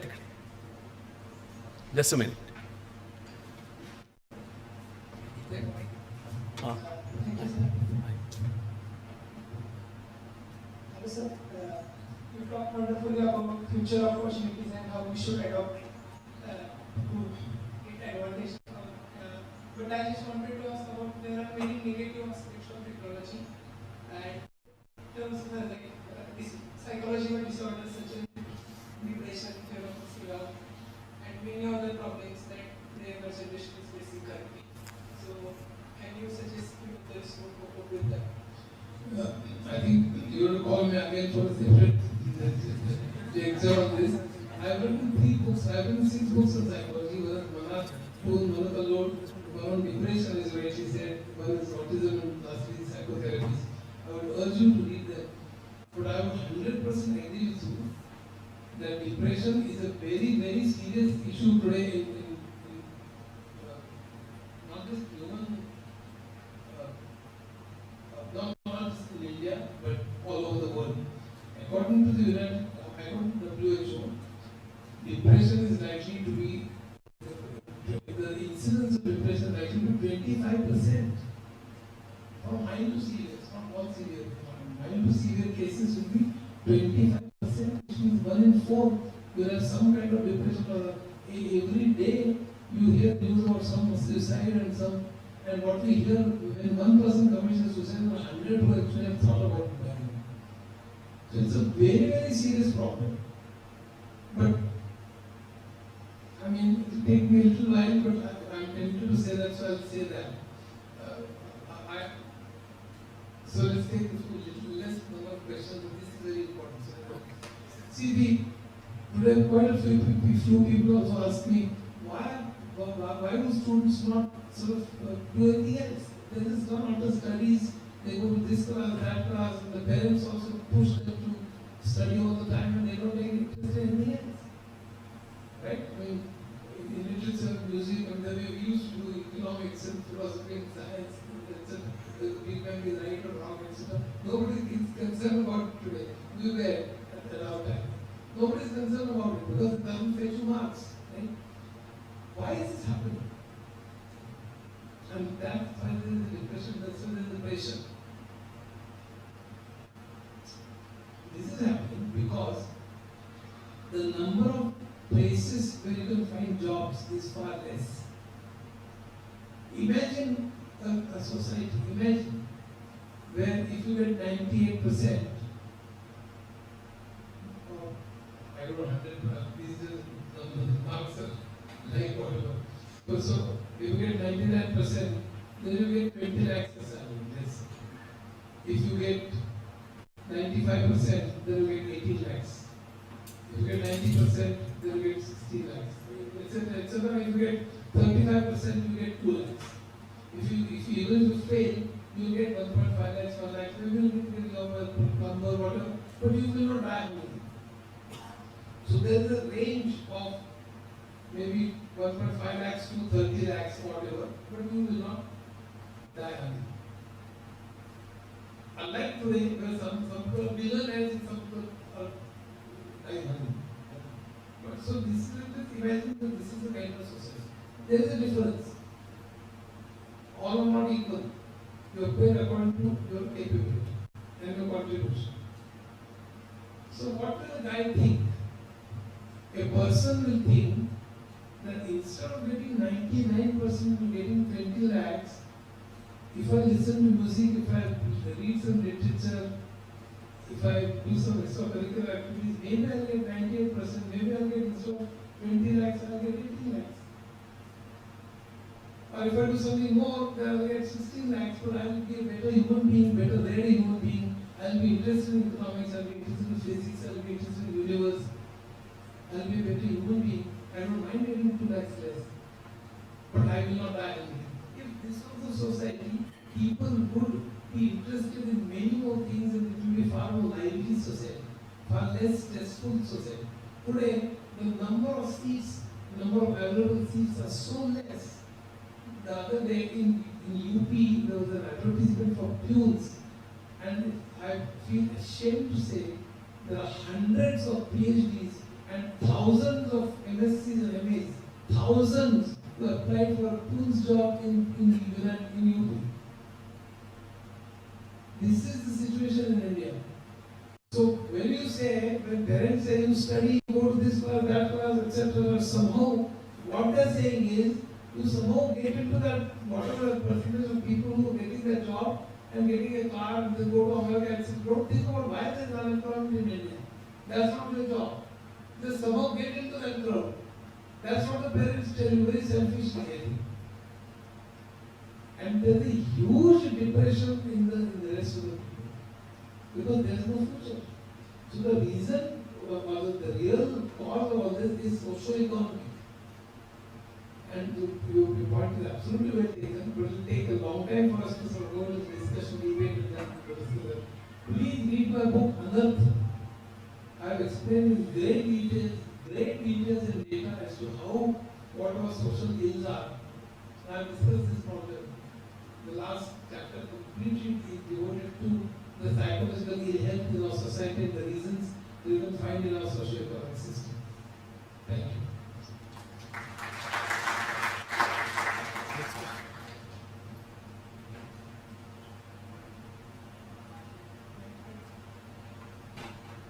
Sir, actually I don't have any questions, but I have a feedback for coming to our college. And then what I understood, artificial intelligence, I used to think these engineers and these technical guys are not connected with the society.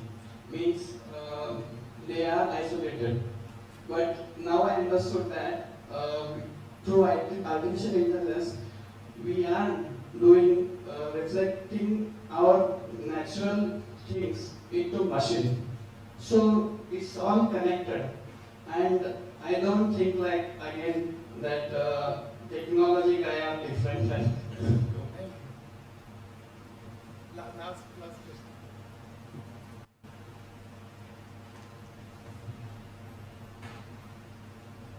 Very good evening, sir. My question to you is that whether our youth should invest more time to become jack of all or to invest time more in becoming master of none? Well, today's management principles that are focused on core competence, which means whatever you do best. Jack Welch very famously used to say, Jack Welch was the CEO of General Electric from my and he's quoted quite often in management circles. Not these as he used to do earlier, but Jack Welch used to say that do whatever you want to do the best. Here, it's not only about individuals, it's also about companies. If a company is producing something, you must be one of the first 3 in the world. If you are not in the first 3, you may be 5 in the world, the best 5 in the world producing this, you better quit that business. So focus on what you do. This is what the principle was, and from that the outsourcing movement started. It's a long history. But I mean, my life is such that I'm not concentrated, but I'm enormously, I won't say flippantly, but enormously interested in the sort of everything. But that's not how everybody is made. So people just some engineers or some accountants, but that's a choice.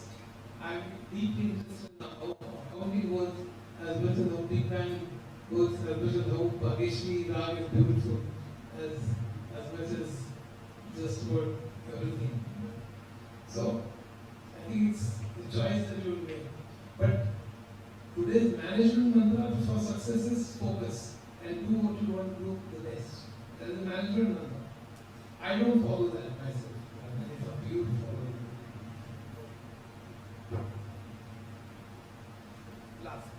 Last. Hello sir, I'm very happy that I'm teaching your lesson to my 12th standard students towards the excellence that lesson is there. And my question is different.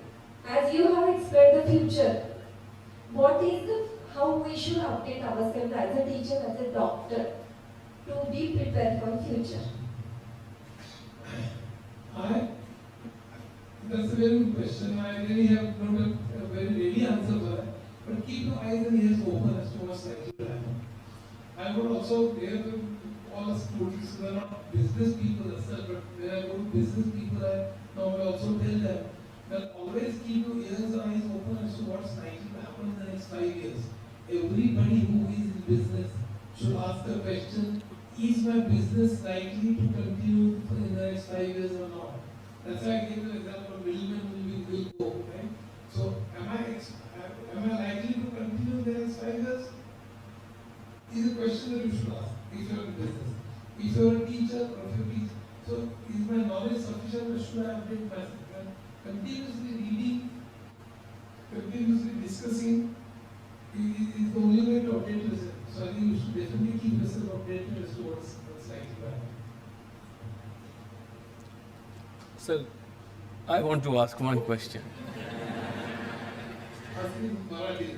हां quantum कम्प्युटर्सबद्दल सध्या बरंच बोललं जातं sir. Quantum कम्प्युटर्समध्ये बरेच लोक बाहेरचे research करतायत. Personal quantum computer कधी आपल्यासमोर येईल आपल्याला काय वाटतं? पर्सनल कम्प्युटर्सच्या विषयी एक्झॅक्ट डेट सांगता येते, पण क्वांटम कम्प्युटर्समध्ये काय बिट हा जो प्रकार बिट त्याच्यामध्ये 0 आणि 1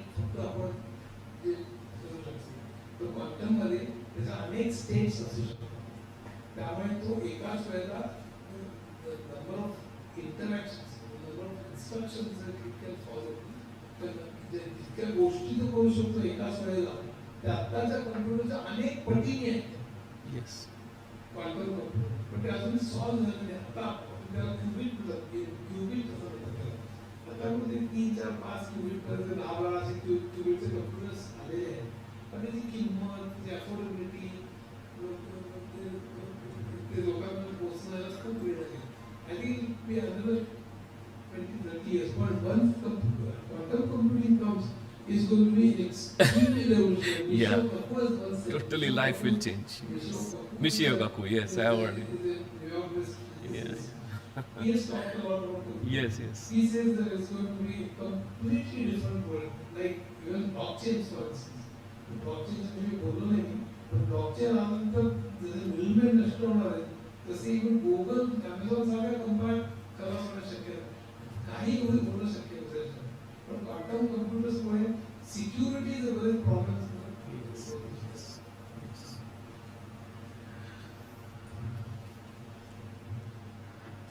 Thanks a lot, sir. We didn't know how the time lapsed, 1.5 hours. We remained hooked tightly to our seats. Shri Achyut Godbole ji gave us a zoomed out picture of from 1960s to present times, from punch card computers to machine and deep learning. And he just gave us a glimpse about what is going to happen. Certainly it has set a trigger to think what is going to happen, how our life will change in coming times, what are the challenges, opportunities for the next generation. Even though it is like that, there are some fundamental principles like learning, unlearning, personality, communication skills, teamwork, all things, those are going to remain constant. I would request Professor D.B. Kulkarni, in charge director of Walchand, to come on the dais to present a vote of thanks.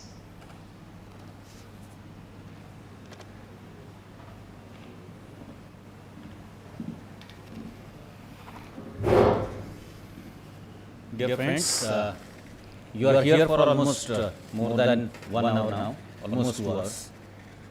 So I am here for the last part of this function. First of all, I would like to thank the expert, today's expert, Shri Achyut Godbole ji, for making this happen, for providing us the time slot for delivering such a wonderful session. दुसरं महत्त्वाचं म्हणजे I would like to continue the trend. सरांनी ज्या ओघवत्या भाषण शैलीमध्ये सगळ्याचं वर्णन केलं, starting from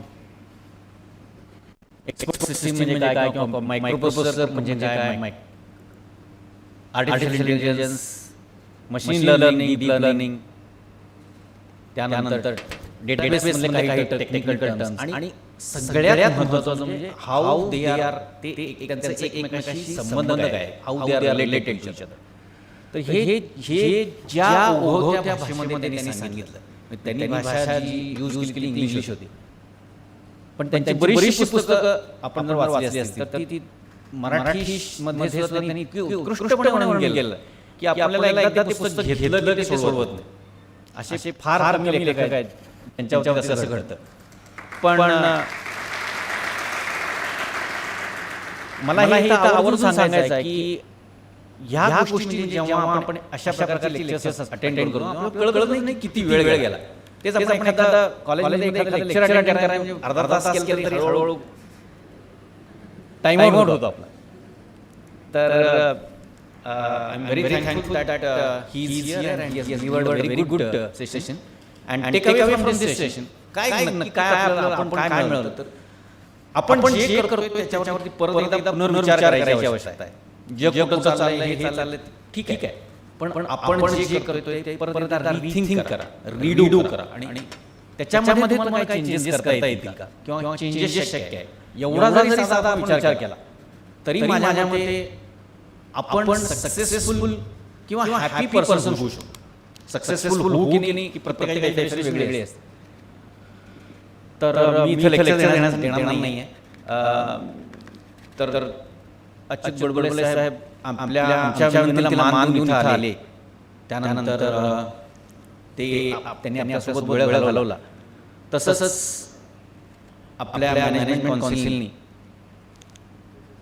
प्रामुख्याने अमोल चव्हाण सर आपले चेअरमन यांनी याच्यामध्ये लक्ष घालून सकाळ फाउंडेशन अभिजित पवार साहेब ज्या कारणासाठी हे सगळी मोहीम राबवली गेली किंवा ज्या कारणासाठी आपल्याला फंडिंग दिलं तर मला असं वाटतं की ह्या प्रोग्रामच्या माध्यमानं आपल्याला बरंच अचीव करता येईल. आणि त्यात हे पहिलं पुष्प लिहिलेलंच आहे. तर अशी बरीचशी पुष्पे ह्या पुढेही असतील. तर मी सर्वांचंच मॅनेजमेंट काउन्सिल सकाळ फाउंडेशन सर्वांचं आणि इथं आलेले सकाळचे रिप्रेझेंटेटिव्ह आहेत तर त्यांचाही मी आभार मानतो. तसंच सगळ्यात महत्त्वाचं म्हणजे ज्या हुरूपानं ज्या संख्येनं आपण इथं उपस्थित राहिला. कारण शेवटी प्रवक्ता किंवा बोलणारा जो आहे तो आणि आयोजन करणारे जे आहे ते असतात. पण जे उपस्थित माणसं आहेत तर त्यांची फार आवश्यकता आहे. तर ज्या पद्धतीनं आपण ही इंटरेस्टने इथं उपस्थित राहिलात आणि ज्या इंटरेस्टनं आपण सगळं ऐकून घेतलं त्याबद्दल मी वालचंद महाविद्यालयातर्फे आपला सर्वांचा आभार मानतो. So thank you very much. धन्यवाद.